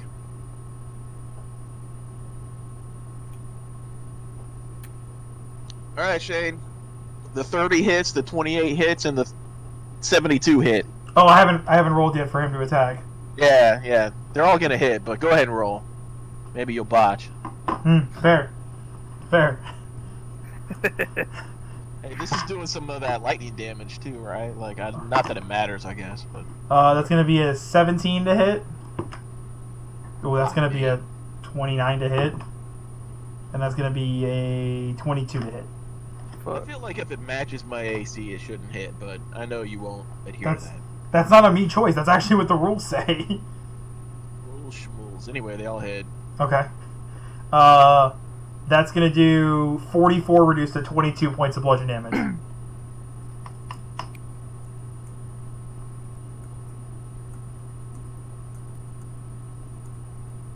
So as he runs in, he lets loose another torrent of punches.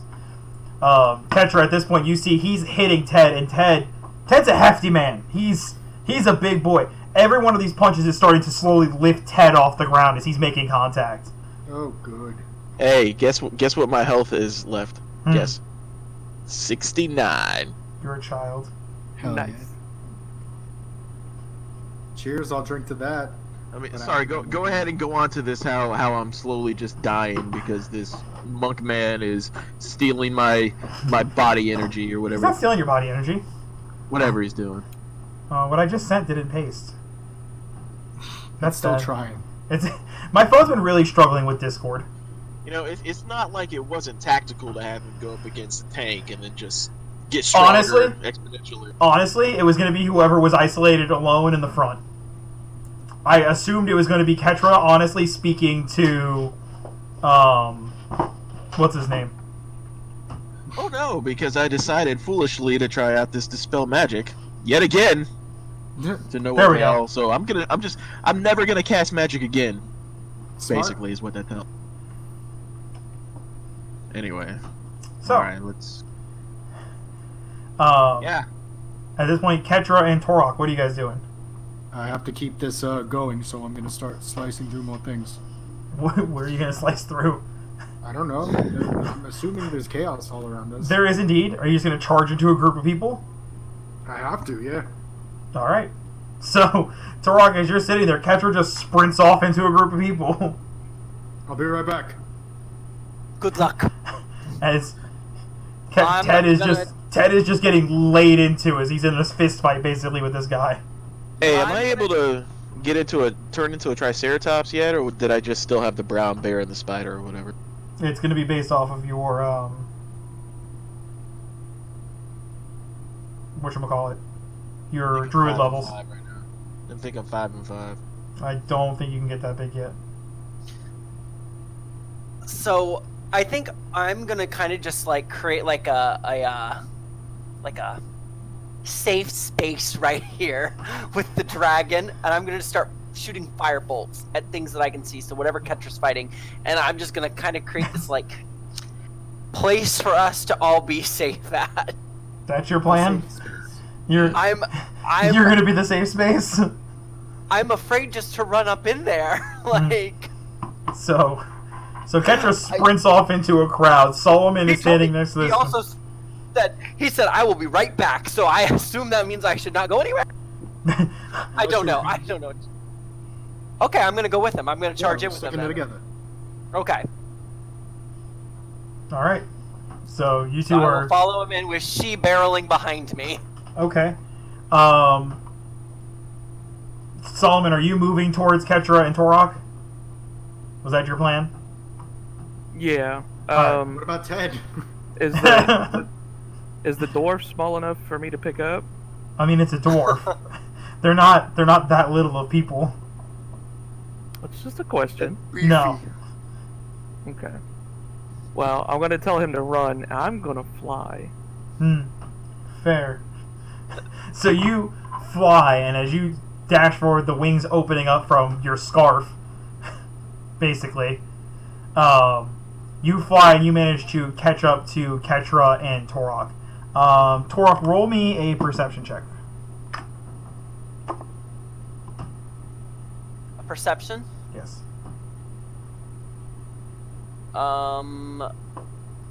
11s. 10. Oh. So you don't notice anything. No. As you guys come running up, and Sullivan comes flying up as you see this little dwarf comes running up next to you guys as you four conglomerate in this group as the combat is erupting around you. As you guys have now ran off, leaving Ted alone in this fight against two people, basically. That'll be fine. Well, where's the other? Well, I wanna was and make my way over. I was just gonna head in their direction. So if they've already started running, I'm not like up their ass. I'm just heading in that direction. Oh, I assumed you guys were trying to come back together as a group. No. Oh, okay. So, Ketra, as you go running in, does a 21 hit? Yeah. Okay. I need you to make a Constitution saving throw for me. Okay. What I missed? What are they doing? Running further from me or something? Yeah, they're running into the crowd to try and fight people. But what is it? Solomon's on the way to Ted. No. I mean, that's going to be a See- decision for Solomon to make. Yeah, None of you are. seeing y'all would have gone off a different direction. I would have headed towards Ted. That is what I would have done.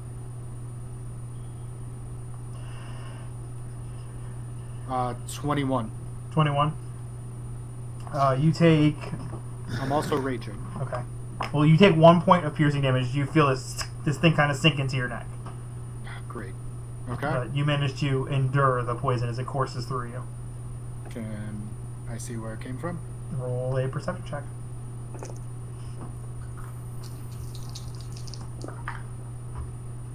So the dwarf is sticking to you like glue there, Solo Man. Right. As we're Okay. running. Go Keep ahead. cleaving. Okay, so you're just doing your best to hack into people. Yeah, I gotta Alright. build up the dice. Okay. As we're running, I'm gonna yell, "What's your name?" Lindell! Okay, Lindell. Do you see that dome around the robot? I thought they don't like the R word. I whispered it. Yeah. Something evil just happened. It's like Ted or Ketra with curse words. We need to get that off. It's an arcane spell, is it not? I don't know. I'm assuming it's magic. I wish could You got read my something to mind get and rid of tell it? him His mom is No. What can you do besides heal? Holy magics? Yeah. I can heal, I can make spiritual weapons, I can try and contact the divine powers and the gods. Don't want little buddy getting smited right now. Torok and Ketra, make me a perception check as you guys run into the crowd. Okay. Solomon, so you're heading towards Ted. Yeah. So as you get closer, you see this dome barrier around Ted as him and this figure are just going at it in this arena. And there is somebody standing on the outside with their hand touching the barrier. Okay. And he looks at you as he walks up and he goes, "Oh, are you the friend?" That would be me, yes. Interesting. I don't really have much time to take with you right now. I mean, I don't either, but it'd be nice if you would go. I like your way of handling it. No, you can leave! Oi, mate, could you not? I need you to make a charisma saving throw. F. I'm good at those. Oh, I was just assuming you had no charisma on your character. My bad.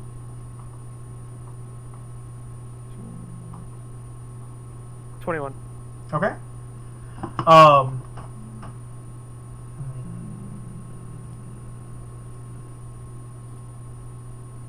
Fair. You feel this pulling sensation. It's like almost you're getting ripped to another plane of existence. And as it does, you manage to brace in and step out of it as he almost attempts to banish you away. Ah, Oh, shit. that ain't my first rodeo, buddy. Rodeo! He looks at you and he goes, this might be a little bit more of a challenge. He looks inside and he goes, "Can you handle that one alone?" As he kind of looks back, he punches his hands together and he goes, "This is already wrapped up."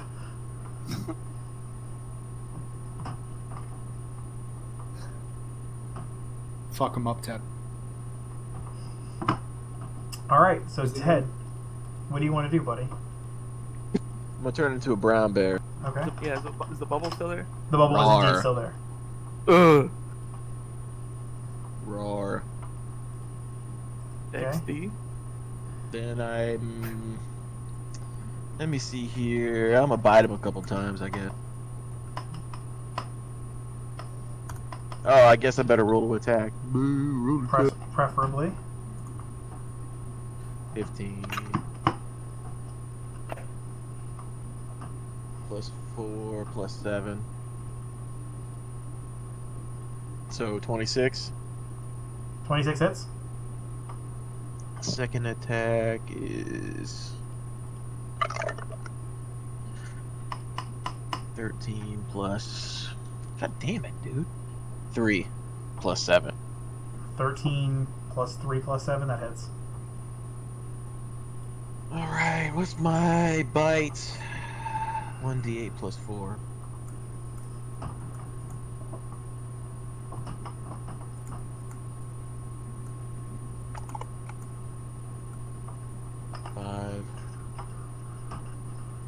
And 8. Nice. Plus 8. So 5 and 8 plus 8? Yeah. 13. Oh, plus 2. 2. Okay. Because rage. So All right. 23. 23 points of damage. As you bite into him, he kind of grabs you and he forces you off of him. As he brings his hands up, he's going to let loose another torrent of punches. Yeah, they're gonna hit. They might not. That one's a 17. Of course That's it hits. 25. That's a 18. That's a 29. Yeah. That's going to be 62 points of damage, reduced to 31, as he just Oh, I begins have- lacing into you. I have 3 bear HP left. At this point, the caster next to Solomon is going to disappear from your sight. Okay. And the cleric looking at your side is like basically holding onto your leg at this point. He goes, "Is your friend okay in there?" It doesn't look like it. He didn't just turn invisible, right? No, you'd be able to see him if he was invisible. Right, yeah. Okay.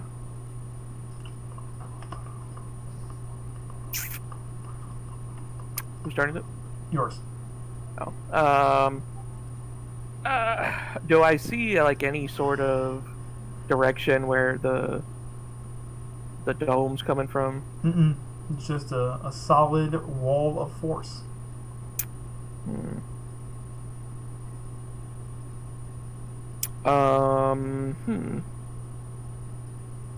Let me.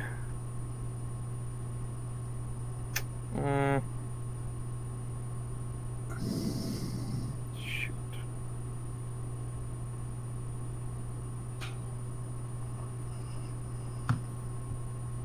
Are you having fun fighting him, Anthony? Ba, ba, ba, ba, ba. Wrong. China. Can That's all I have to say I? about I'm not too confident in this, but let me run up and shocking grasp it. The wall? The dome, yeah. So you run up and you grab your hands with the energy and you slam them into there and it just disperses across the wall. It doesn't do anything. Alright.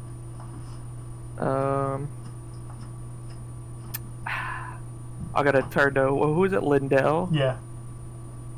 You. There's no way you can dispel magic or. I can try. I'll try. It's a pretty powerful spell, though. I'm going to have to delve deep into my arcane abilities. I believe in you. Can I hear any of this from inside the dome? Please let sound go through. Yeah, you can hear through it. It doesn't say you can't. Okay, I'd just like to be like, You're a bear. You can roar that's at how. them. Oh, well, I wanna roar at him. That's how useful dwarves are. In Baronese. As he charges up his arcane magic, he puts his hand into the wall and the dome kind of just stays there. Ugh. It doesn't appear you can dispel it. I can't just make it go away. Can you move it? He tries pushing it, and he's like digging his feet into the ground, and it's not going anywhere. Magically. I'm gonna further roar. This guy is lame. So Ketra and Torok, as you guys are slicing your way through a crowd of people, what did you get for those perception checks? 12. Torok, Sorry, go ahead. perception check? Earlier? Yes. Yeah. 3. Oh, yeah, you don't even notice. Ketra, there's a lot of people here. Like 100's like a lot of people. Then there's like a lot of people here. As you're fighting, and as you're swinging the blade, you're pulling it, and you're expecting to see this draw of blood come out of people, as just like you see bone kind of clack across the ground. Okay. Do they all look the same? No, they're all just different suits of armor and stuff like that. You really can't see any discernible facial features. Okay. I don't think all of these are just people. I don't know if I have it. Hold on. As I'm attacking, am I getting any blood at all? It doesn't seem to be. Okay. Is Torok still bleeding? No, he is not bleeding at this point. Sorry, bud.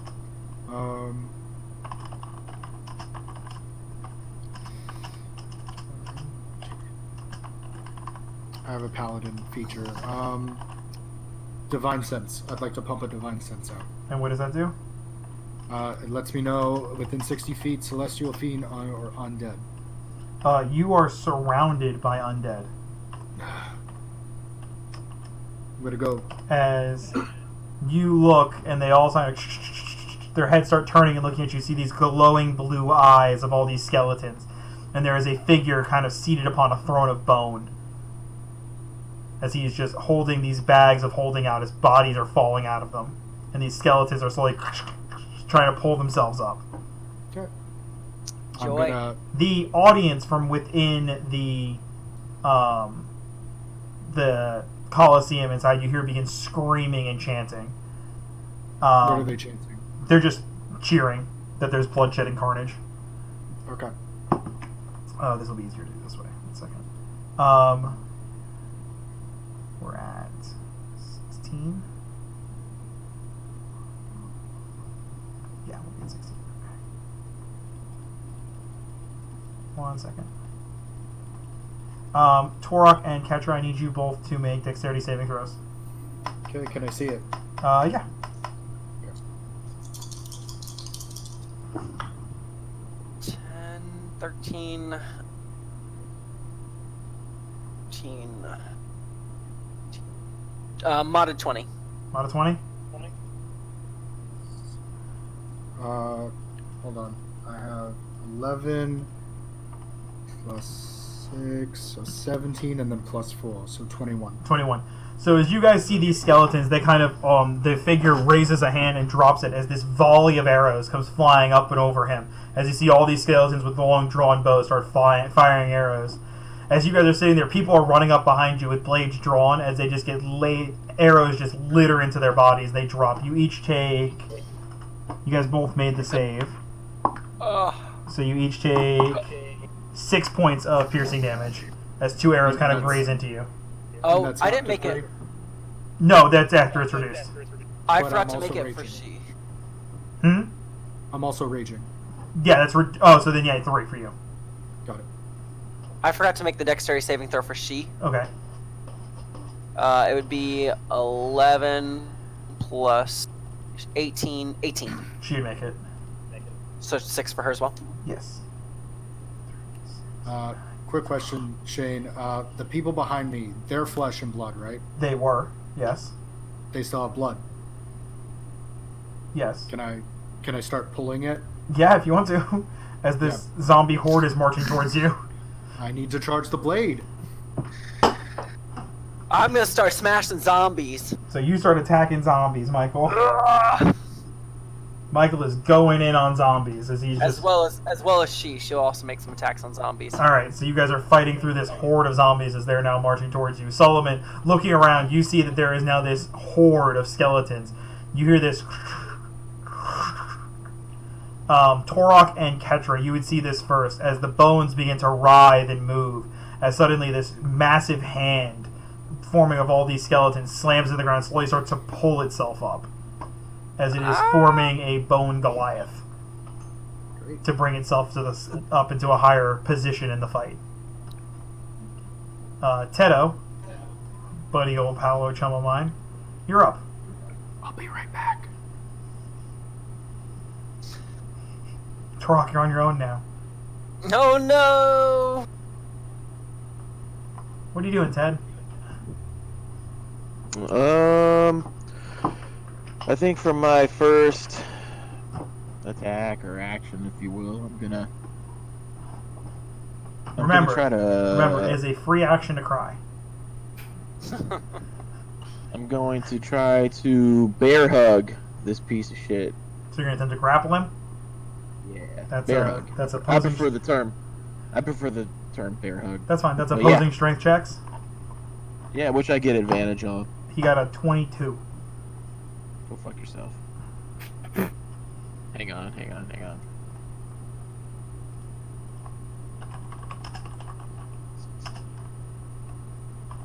Ooh, man, that D4 is good. 16 plus 4 plus my strength modifier, right? So plus 3. 23, motherfucker. All right, you are officially grappled. Can I bite him in his fucking neck? You can attempt to. Yeah, that's what I want to do. All right. Yeah. Go ahead and make an attack. Yes, thank you.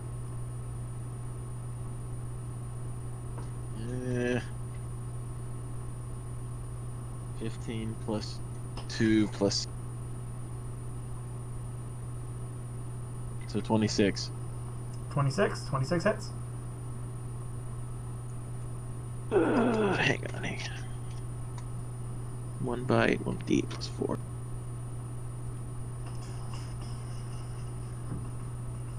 So 3 plus 4 plus my 2 for raging. So So 7, 9. 9. Okay. So you are bear hugged onto him, and he is gonna let loose this smile as he's gonna wrap his arms around you as well, and then dash at full speed to slam you into the wall. Oh. And I believe... It's Hang on, don't gonna I get be- a reaction or something? It'll be opposing strength checks. Yeah, okay, hang on. I rolled a 15, so that's gonna be a 21. It's just straight strength.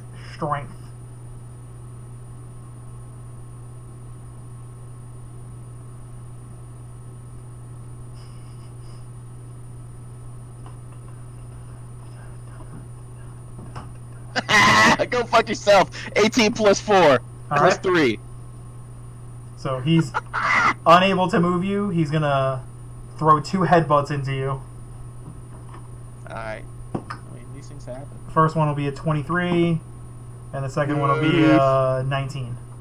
Yeah, that hits too.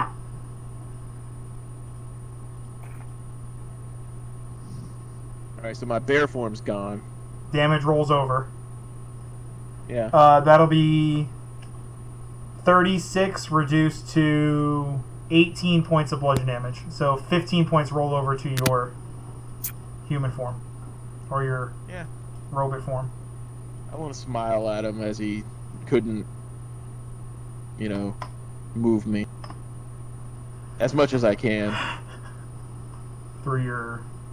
I'd be like, hey, what happened? I thought you were trying to move me. Bitch. You fucking bitch. Hero Baskins. Alright. Solomon, what are you doing, buddy? Fuck it. As Ted is now back to Ted form. Is the dome still there? It is indeed. The dome is always there, Jackson. Well, that's on Earth, not the material plane. First of all. Would it be a free action to do like an Arcana check? Sure.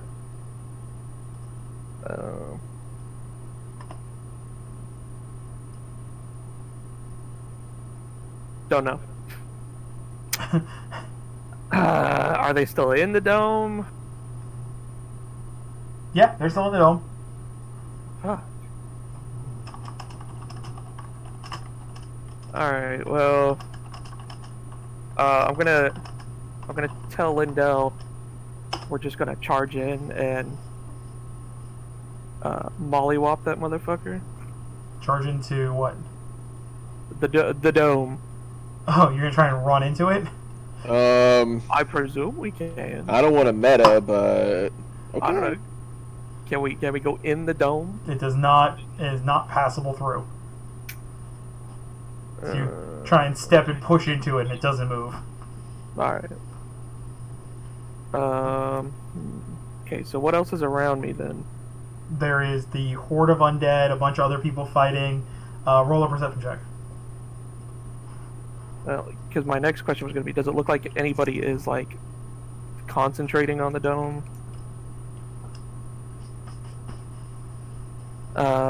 14. You see probably a good 100 feet away, the man that you had saw with the long silvered mask is kind of mixed into a crowd of people, and you see standing next to him is Loth. Okay, and what's Loth doing? Just watching everything around him.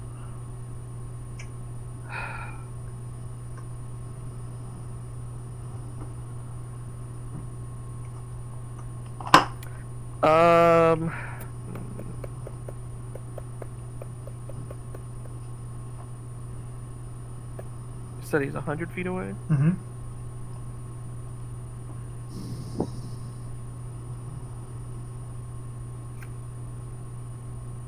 This is gonna be a damn crapshoot, but let me cast Crown of Madness on him. What's the range of counter madness? 120 feet. It's a wisdom save. Okay. He got a 19. Yeah, now he makes it.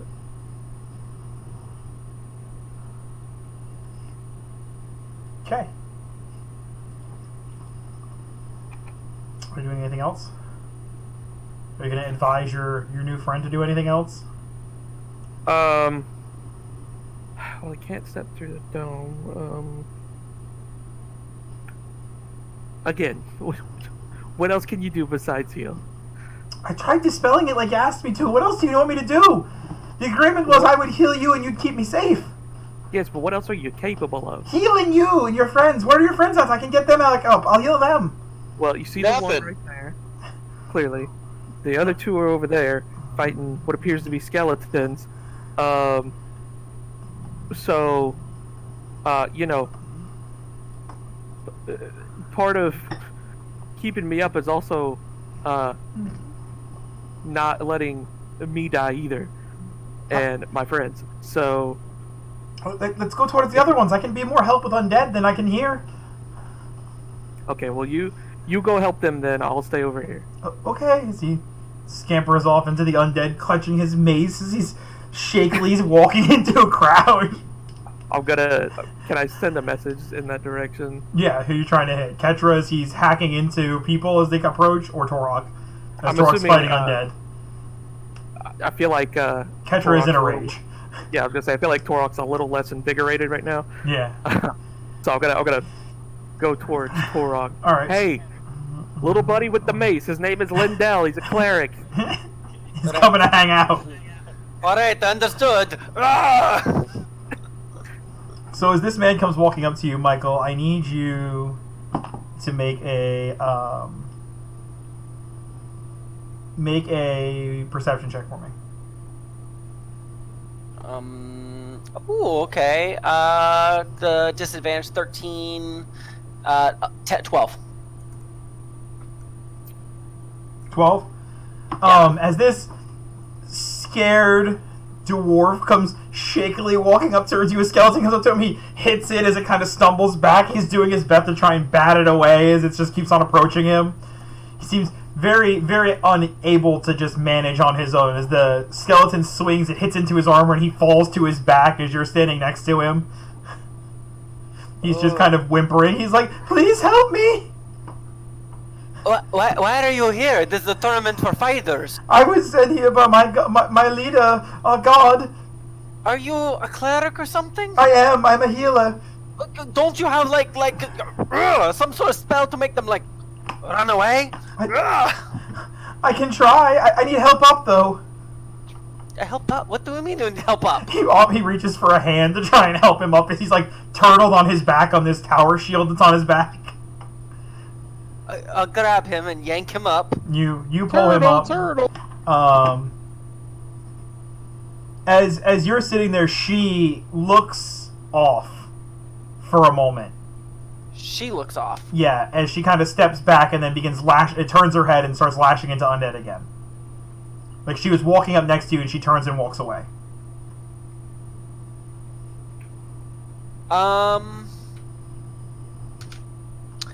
Do I sense any duplicity from this dwarf? Roll an insight check. As we're dropping the $5 words. It was a good word. It was. That was a very good use of it. I'm proud of that. Thank you. Good on that.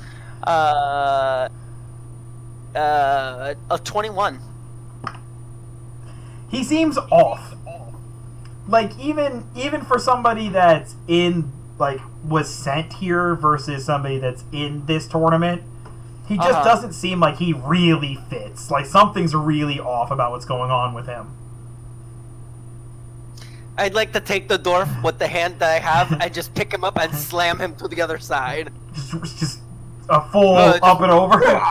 Yes. Roll me a strength check. Solomon, your dwarf is suspicious. Yeah, I know. Strength check. Are checks disadvantage then? It's a skill check, right? Yeah, it's an ability check, so yes, it'd be a disadvantage. It would be, okay. So 14. 14? Yeah. So as you go to swing him up, you do this pull motion and there is no movement. Alright. As you do a couple hit, and there's nothing. As he's like... I assume I'm probably using like my shield hand to pull him up, right? Because I got the shield mounted there. Mm-hmm. Could I then just take the hammer and hit him with the other hand? If you want to try. I'm gonna hit him with the hammer. Okay, roll an attack check. Alright, it's 9, 10... sorry, 18. You swing the hammer down. And as you do, it slams into him. And as it slams into him, there is this pause where when you hit somebody with a hammer, there's give because you hit like tissue and what. It's like hitting stone as he has it in his hand as he slowly begins pushing your hammer back. Suspicious. As he kind of reaches out with his other hand and starts pushing himself, letting go of the club, and he looks at you and I need you to make a charisma saving throw for me. Yeah, I'm gonna go charisma for this. Okay, 25. Okay. You see him looking past you as you hear this, as she has come up behind you and her mouth is dripping this magma looking at you. As this dwarf is just looking straight past you into her eyes. Does she seem like she's coming after me, or she's mad at him? Roll an insight check. Do I get the sense of that? Oh I have to no. pay respects for she. Frick. Okay, so I got a 5. You can't. Disadvantage, so 8. You really can't tell. I'll give Ketra the opportunity to roll a perception check to see if he catches on to what's going on. She bite him. Okay. I got a 12. Ketra, you're in your own little thing. Solomon, are you looking over after you sent your dwarven friend? Yeah. Roll a perception check.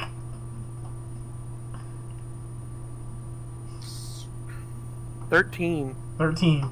So I'm going to say, for the sake of argument, you are looking at them as you see Torok go to pull him, and he doesn't move, and then Torok swings the hammer. He catches the hammer as Torok swings it. And Torok's a big man. Like, Torok is a very large man. As this scared dwarf catches the hammer with one hand and begins pushing it back as he stands up in front of Torok. He's a big rockman. As Torok has this dwarf standing in front of him, and you see she has opened up her wings and is walking behind Torok with magma kind of dripping out of her mouth. Would I be able to tell, like, kind of which way she's headed in? No, not from where you are. Magma. As Ted is still engaged in fisticuffs with the man in the chamber. Yeah, I'm just gonna send another message out to Torok. Sorry, don't know what that is. You might want to move. He's not a good guy. You might want to move. Oh, okay. And with that,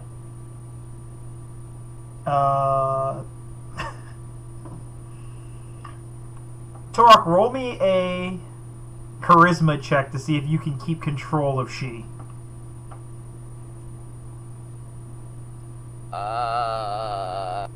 Not bad.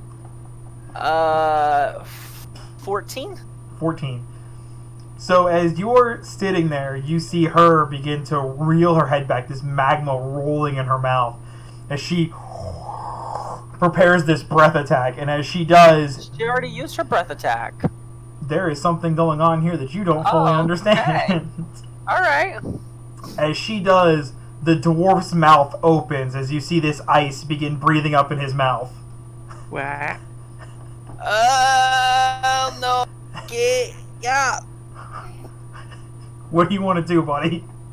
I'd like to get right out to the middle of two dragons that are about to have a fight in between me. So, Ketra, as you're engaged in battle, you turn as you see Torok begin running towards you. Oh no. And Oh no. she lets loose this torrent of magma and fire. You can see it almost physically pains her as she's forcing this up because she's not truly prepared to this next attack that she's letting loose. Her body kind of crumbling in herself. And as she does, the mouth of the dwarf opens up fully as this torrent of ice and shard blasts into it as this steam erupts across the battleground. Dragon. As you come Two running. dragons. He on our side. Wasn't he with Solomon? I thought so. Then you tried to club-a-lang him in the head. Yeah, what changed? Because he was clearly not on our side. He was clearly trying to dupe us. I don't know the details, but He's not a good guy. That's where we're at. got it. I'm gonna continue to cleave and go through action. Right. All this I assume is happening as we're continuing to smash zombies. Yes, you are doing your best to smash through zombies as Ketra is ignoring the zombies and moving into people. So Ted, you're up, buddy. If I turn into the spider, can I restrain him with my web as I'm grappled with him as well? You can attempt to. It's a strength check for him to break the web.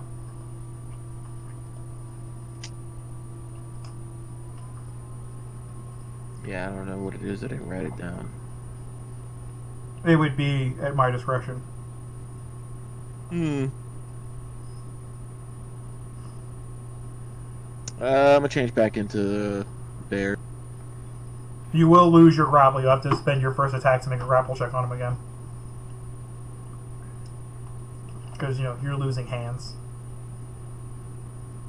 Honestly, no, you would have lost grapple when you lost your bear form, because when you were bear form, you were... Oh, okay, so... Alright. Alright, I'll turn back into a bear and, try to grapple him again. Fuck it. Alright.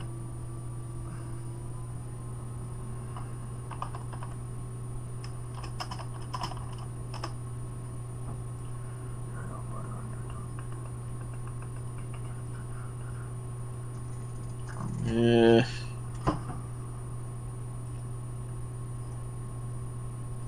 Seven plus 4 plus 7 I got a 24. plus 7 plus 4 plus 7 plus 3. 21. No. So you attempt to grapple him and he shoves you back. That does take your Cool. action, so you don't have an attack. Yep. Alright, he's going to come in with 4 attacks. Cool. 23, 30, 14, 17. So 3 of them. Okay. That's going to be 50 reduced to 25 points of bludgeon damage.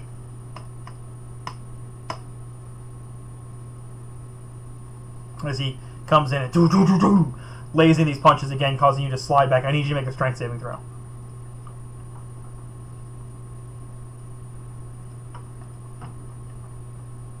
+18 plus 3. Okay, so you just kind of slide a few feet as you're standing at this point. Solomon, what are you doing, buddy? Let me take a peek into the ethereal plane. Okay. The barrier goes into the ethereal plane as well.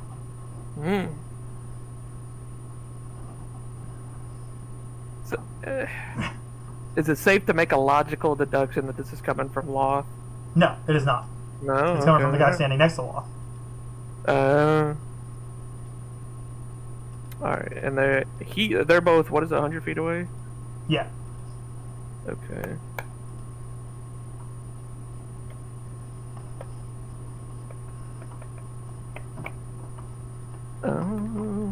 She's large in size, Michael, or is she medium in size?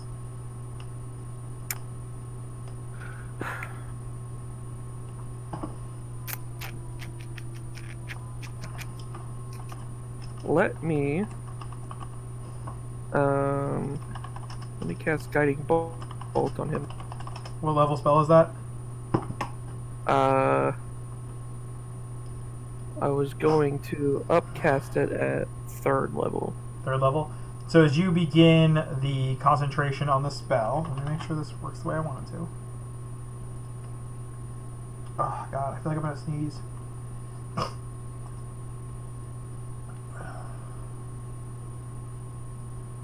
As you begin casting this spell, he brings his hands up, and as you let loose the arcane energy, the guiding bolt of divine energy rips across the sky. He brings his hand up, waves it, and pushes, and it hits a barrier and just disperses as he counterspells you. Great. So he's up there. So Are you doing anything else? Um, I found the stats, Michael. Don't worry. Oh, I just realized that I said that out loud, but my mic was turned off, so you didn't hear me. Fair. Nope. Yeah, she's a medium because I can't ride her.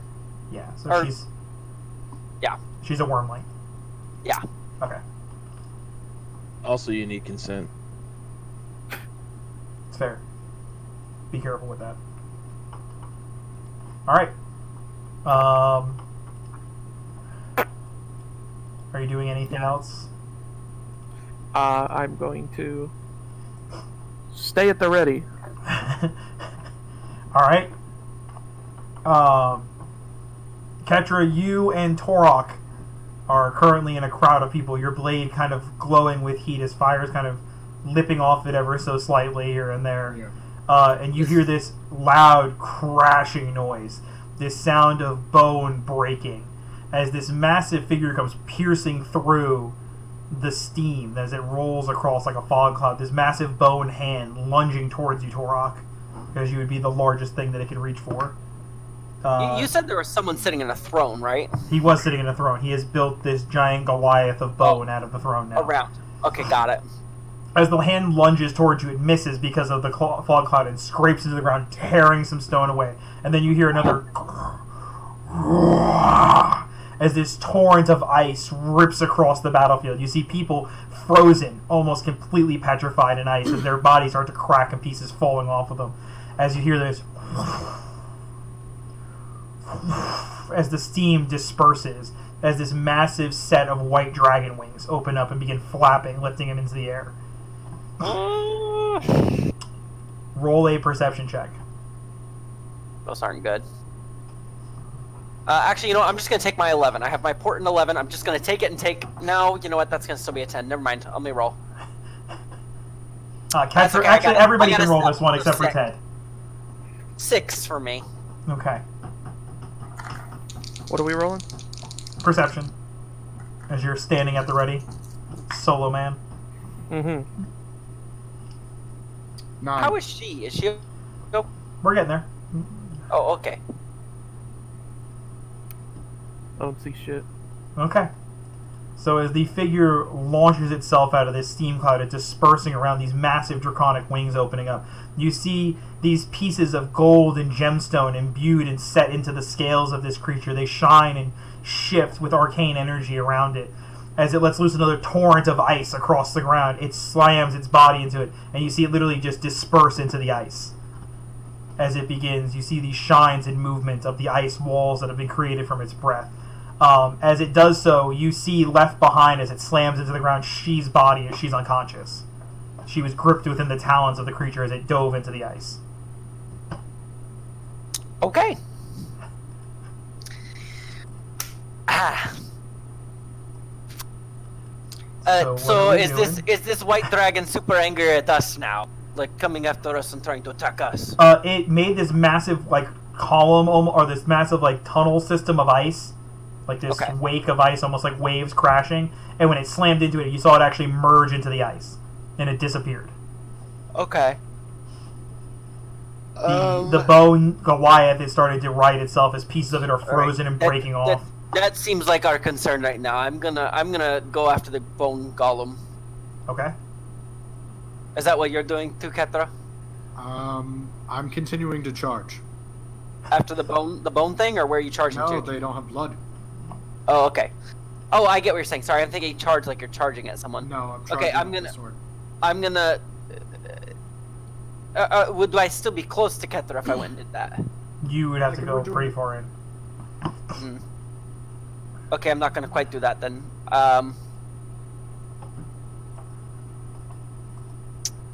Let me go ahead and just. I don't know. I don't know what I need to do. Cool.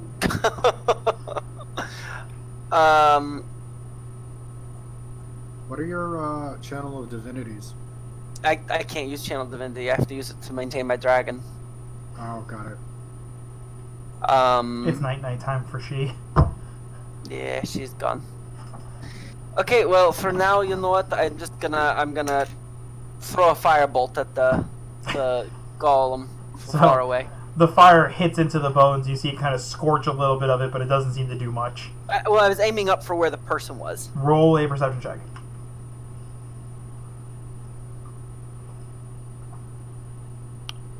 11. 11. You don't see a person. Okay. Then I'll just keep hitting things around me if I can't see them. Okay. All right, Solomon, you doing anything, buddy? As we go back into the 1v1 of Ted. I mean, at this point, my goal is to just get that damn thing down. So, let me cast Guiding Bolt at 4th level. Ooh. Let's see.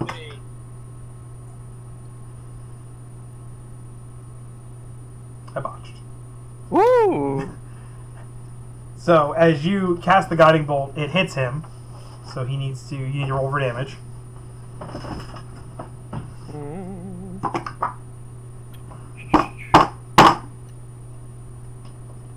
So that's 76. I've been rolling great all fucking night.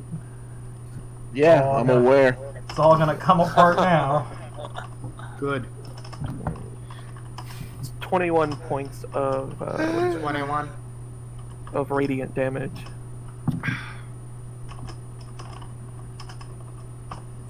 21 points of radiant damage. He Yes. does not make the save as the barrier comes down.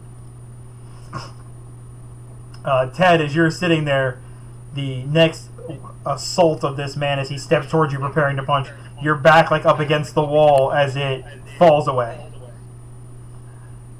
Why are you putting a mask on? What? I'm just doing my part. He doesn't want to spread the virus over the internet. I hear they spread that way. So what are you doing, Ted? The wall has came down around you.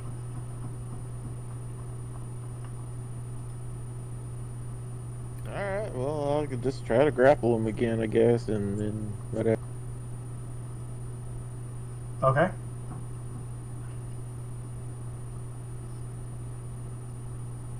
$16 plus 3 plus 3. That hits. So 22. Well, it's for the grapple. Oh, that would grapple. I'm gonna be at 24. 20,000. It's not 20,000. It's 24. I'm writing down numbers to make sure I got all my stuff written down. What was yours? 22. All right. So you attempt to grapple up with him again as he pushes you away again. Wait. Do I get advantage on strength because I'm raging, right? So I No. can try it again? You're at straight rolls because you're also 1 level of exhaustion. Oh, shit. Alright.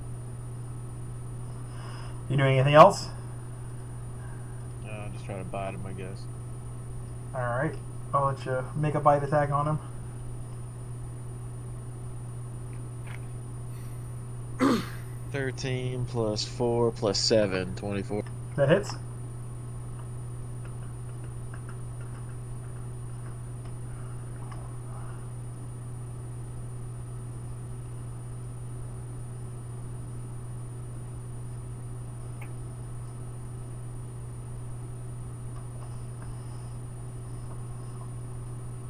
Ten, 12.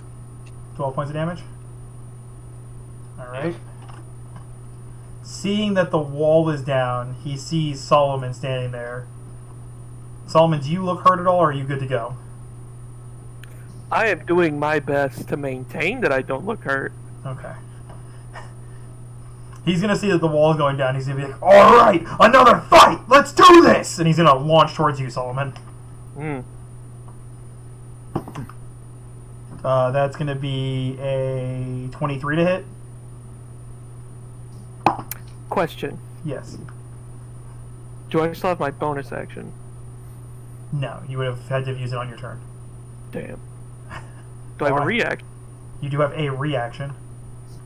Because if I still had a bonus action, I was just gonna reaction shield and then tempestuous magic 10 feet away. Don't I get an attack of opportunity? You would. You can attack opportunity against him.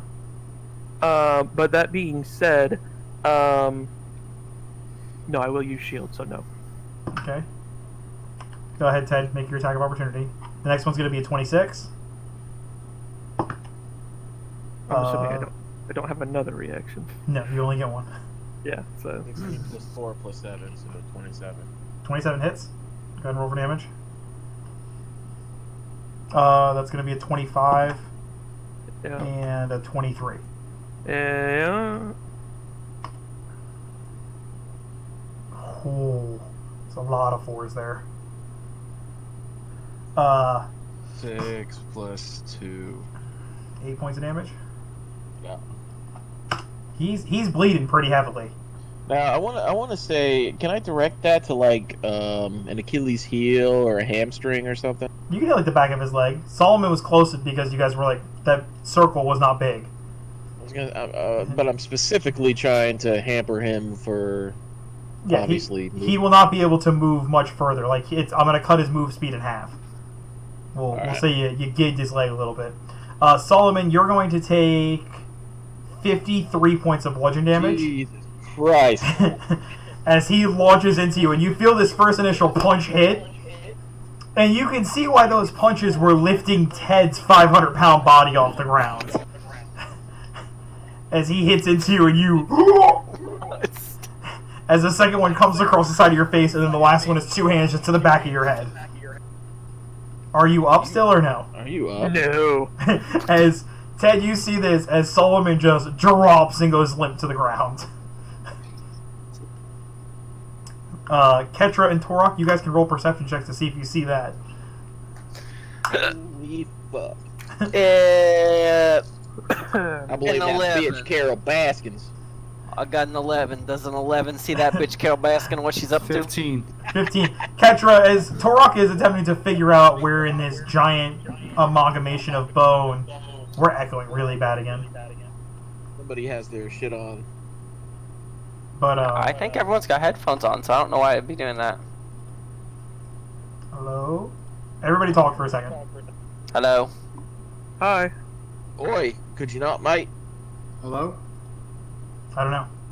So it's you. It's better now. Nope, there it is still.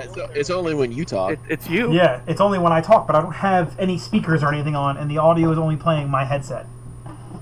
I mean, Well, the volume could be loud enough in your headphones. yeah, maybe. That is true. You are deaf. I don't have it turned up that loud. Well, now that you have them both on your ears. I've been bouncing back and forth. I've heard you put headsets on. Like, when we do our podcast, I can hear your headset from where I'm sitting. Fuck you. Anyway, Ketra, as Torok is trying to find a weakness in this giant amalgamation of bone, you see this barrier drop, and as it does, this figure launch towards and just let loose this torrent of punches into Solomon as he just goes limp to the ground. I'm gonna call to Torok. I'm gonna go. We have to go towards Solomon. Alright. He's down. Oh, now you're coming back. As Ted's sitting there. We'll start making our way that way, I guess. Well, I got the perception check. Ted's taken like 200 and something points of damage at this I didn't point. notice before. I'm still gonna it's start. up. I'm still cleaving through people. Alright. So you guys start running back towards them as this figure starts running towards you as well, Ted. I need you to make a dexterity saving throw, Ted. You have that at a straight roll. Yeah. The amount of hate in me right now directed toward a certain person dwarfs that of the radiance of the sun. Shit, now I drop my shit like Jackson. hey.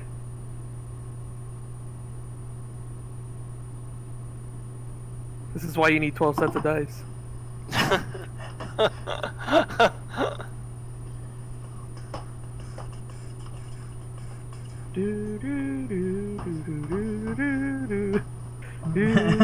Whenever you want to come back there, Ted. Hang on, I legit lost this shit. Hang on.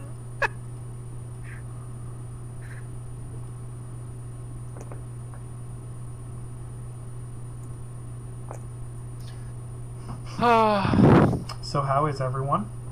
Good. I assumed I was gonna go down at some point in this fight, not gonna lie. I shouldn't have drinking coffee while I'm just sitting at my computer desk because I'm losing my mind now. I was not very confident coming into this fight. Whew. We're only Literally as far away as it could possibly have gone. we're only a couple minutes in. Oh, by the way, the thing I've been playing with in my hands the entire time, Oh, What am I rolling? dragon. dexterity saving throw. 18 plus 2. Suck it. Okay. So as you're sitting there, you hear this woof, and as you jump back just out of the way, this barrier of energy warps up around this figure again. This man that you've been fighting, as he starts punching into the wall trying to break through it, as he's stuck in there now with just Solomon. Oh. Are you fucking kidding me right now? You managed to jump out of the way though. As he is attempting to punch the wall. This is like... You can roll a Okay. perception check if you want. Sure, why the fuck not? It's your choice. You don't have to if you don't want to. I don't see shit. Alright. So at this point, Ketra, you and Torok come running up. hang on. Hold on. I'm kind of... Oh, wait, I'm still a bear. Never mind. Yeah, you are indeed still a bear. So as you come running up, Oh, does Solomon, that have I been a need straight you. roll with my Yes. advantage on perception check? Alright, Yes. cool. Alright. Solomon, I need you to make a death saving throw. Yeah, you know how this one's going. I mean, it's you, so. That is a Okay. 6. You have negative con modifier? Oh, we get to add our Yeah. con. Oh, I thought it was just a straight roll. No, you add your con modifier to it, right? Or is it just a straight roll? Everybody froze. Regardless, it's an 8. Okay. Just you froze. No, the Twitch... Oh, no, we're back. Does he still have the D4? No. The second he goes out, that fades away. Alright. Solomon is in that sphere, right? Yes, he is inside the sphere. Fucking kidding me. Alright. So at this point, Ketra, you and Torok come running up. You see this figure is punching this wall as hard as he can, trying to get out, facing Ted, as Ted is in a bear form, and you see unconscious Solomon laying on the ground inside this barrier. How bad does Ted look? I mean, he's a bear. It's hard to get a solid feeling for Bear Ted. Got it. I don't know if Ted wants to drop his bear form to be able to talk to you, but... No. No, just stay in bear form. We got up right next to the dome. Uh-huh. Can we, like, if we touch it, we can't go through it? Nope. I'm gonna keep my back to it. I'm gonna scan for more people. Roll a perception check. Okay. I'm just gonna go. I'm very, very close. Like, what does Alma look like right now? This one. There's fire kind of pulling off of it every which way. 16. 16.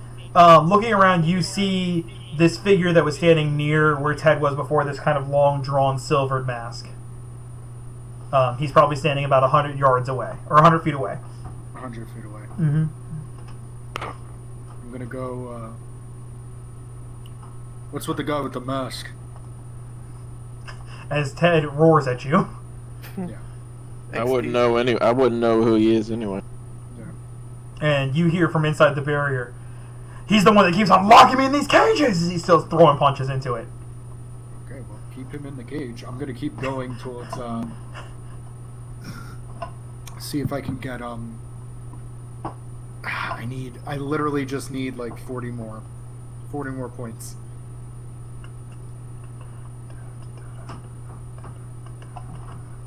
So I'm gonna go for 40. See if Alright. I can get it. So you run back out into the crowd. Yep. Torok, what are you doing, Hey. buddy? What are you and Ted working on? I'm gonna attempt to smash into this dome so that I can get in and help Solomon. Alright, so you start slamming your hammer What's into wrong? it. What's wrong, Ted? For the sake of brevity, I'm gonna drop my bear form. Okay. Yeah, that ain't gonna work, Rockman. Oh, well. If I drop my rage, I can rage again pretty Yeah, quick, right? you have one more. But I have to drop my rage to cast a spell, right? Yes. You cannot be raging and cast magic. Now, I may not know who that sumbitch is, but did I see Solo Man direct anything toward that sumbitch in the mask? Yeah, you would have seen him throw something over that way. Alright, I got one more level 3 left. I'm gonna call lightning on that son of a bitch. All right, he makes a dex saving throw. Let me see here. It doesn't matter. It doesn't Whatever. matter what the save is. I failed it. Roll your 3d10 lightning damage. Motherfucker. As long as you don't Suck do it. much. As long as you don't do that much. Just do like nothing. Do no damage. 5 and a 9. It's 14. And an 8. Yeah, that's gonna be enough. So as you hit him with a bolt of lightning, he kind of stumbles to the ground a little bit, and he kind of looks up, and as he does, the barrier fades as the figure steps out again. launching. Did an dropping attack. my rage count as an action? It's a bonus action. Alright, so I can rage again right quick? No, you have to wait till your turn. Oh, my bad. Yeah. Alright. So, as this barrier drops, Torok, you see this energy fade away. You see Solomon's unconscious body as this figure launches towards you. First attack will be a Okay, 28. so wait, sorry, I lost focus. The dome dropped. The dome dropped and the figure inside launched towards you. Oh, throw up my shield and 28 to hit. oh, that hits. That's going to be 3,000 a hit. 21 to hit. 21 to hit. Sorry, say that again. 21 points of damage? No, 21 to hit.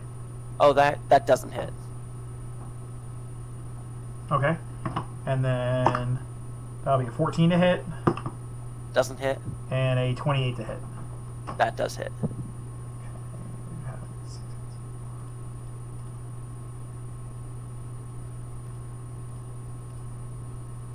One, two, three. Okay. Torok, as the first punch hits your shield, and as it does, it sends you sliding back a couple feet as you feel this cracking feeling in your arm, as your arm feels like it breaks. And as the shield gets blasted up away, he comes in with a haymaker right to the middle of your face. You take 50 points of bludgeon damage Fuck. total. Cool, I'm down. As Ted, you see Torok drop. How fucked up does this piece of shit look? Very, very, very fucked up. You've tore out a chunk of his leg. He's bleeding heavily from all of his wounds. He's got bare bite marks, slashes. Real quick, Shane, was that 50 damage both attacks? Yeah, that was both attacks. How much would I have had a chance to use Hellish Rebuke after the first one? You could have. Because if I can, I would like to use Hellish Rebuke. Go ahead. I'll let you do it. Okay, so it's at 3rd level, so it's 4d10. There's a chance. Get him. That would be 24 points of fire damage. He is struggling as he throws that last punch into you. As he looks back at you, Ted, he's breathing heavy and he kind of slowly brings his arms I'm up. sorry. He makes a dex saving throw. I'm sorry. It doesn't matter. I'm rolling for shit. Okay. He's breathing heavy. He's bleeding. His arms don't really want to stay up as he's trying to force his hands up. Solomon, I need you to make another death saving throw. Yeah, he is, huh? Alright. Yeah. 9. 9, that's another fail. Hey, fuck. Can I rage as a bonus action? Yeah, Yeah, raging is a bonus action. Okay, I'm gonna healing word solo man. that's a bonus action too. Uh-huh. I mean, you could use it as an action. You can use either one as an action. Well, what I want to do is land the very theatrical death-killing blow upon this bitch, Mhm. right? That's I mean, what I you want can, to do. You can healing words and not rage. And just go in it. I'm healing. Well, He I looks mean, at you and he either goes, way. he looks at you and he's like, let's end this right. One final punch, each one of us.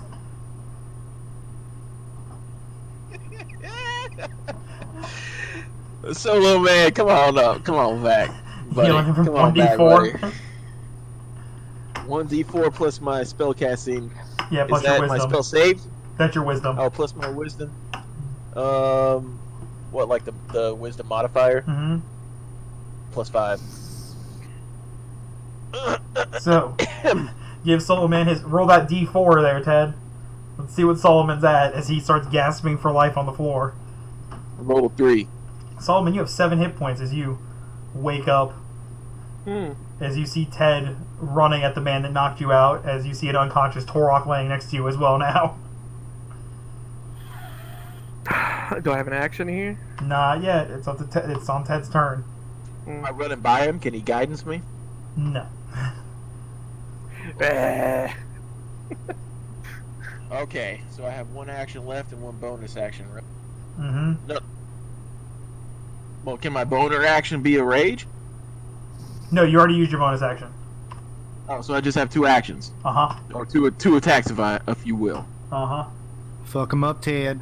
I'm gonna attack this shiesty son of a bitch twice, and I'm gonna yell "Yippee-ki-yay, motherfucker!" While I Make your do 2 it. attacks there, buddy. Alright. That's what you got him down to, by the way, Michael. I swear to God, if this piece of What was it shit. down to? I just sent it in the group chat. Shit. 18 plus 1 plus 7. That hits. Damn it! Yeah, blow on this. Blow on that, solo man. He barely held on when you hit him with that. 17 plus 3 plus 7. That hits. You finish it, Fuck it. Ted. How do you want to do it? No. Hold on now. Hold on now. Ted wants the Roll damage. your damage, Ted. I'm gonna put. Do I even need to roll damage at this point? No, You no, want me to? no. He Okay. had 2 hit points left. You landed 2 attacks. It is physically impossible for you to do negative damage unless you accidentally heal him. Which I gonna could put see my me. ball- I could 100% see me put a Shishomaru style blade in this game. Because that would make me I'm gonna- super fucking I'm happy. gonna walk up dramatically to this man, as I am wont to do. I'm gonna put my maul upon my back. I'm gonna look him over with disdain and disgust.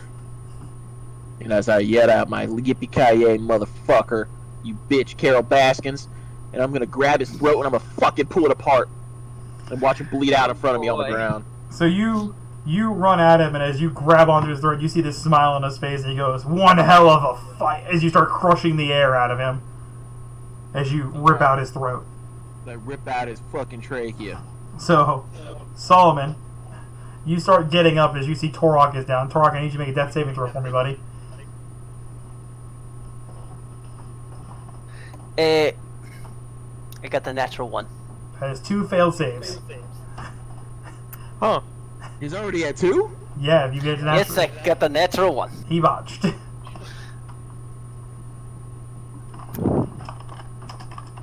Solomon, what are you doing there, buddy? So, I have a couple spell slots left. I can heal and word his ass up too. well, Torok would- Unless yours are better. well, but Michael would have to make another death saving roll before we got to your turn again, right? Uh-huh. Yeah. Okay, So- alright. Never mind. I'm going to mass healing word because I don't have the regular one. Hmm.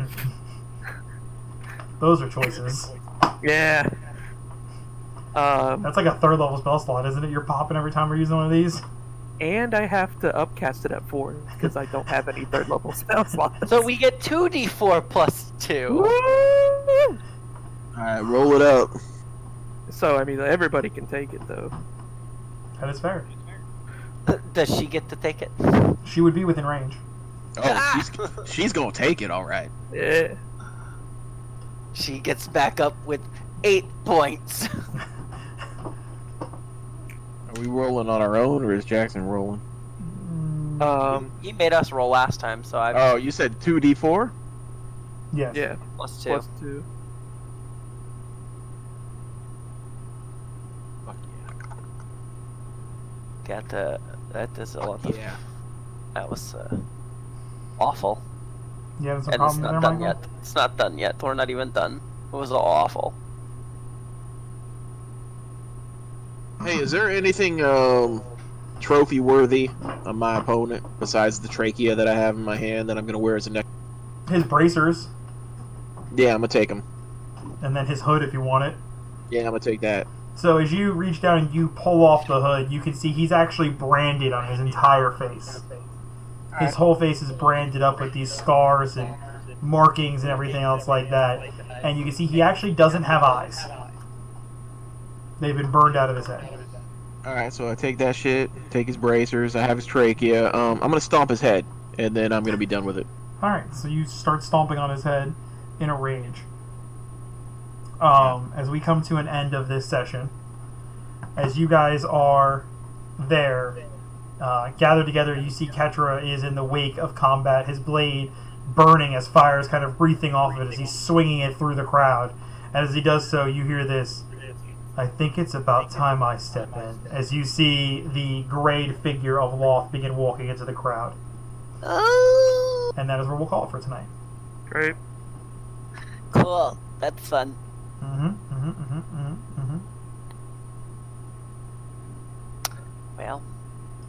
Well then. All right. So, did everybody have fun? It was terrifying. Yeah, you guys are only a few minutes in, too. Yeah.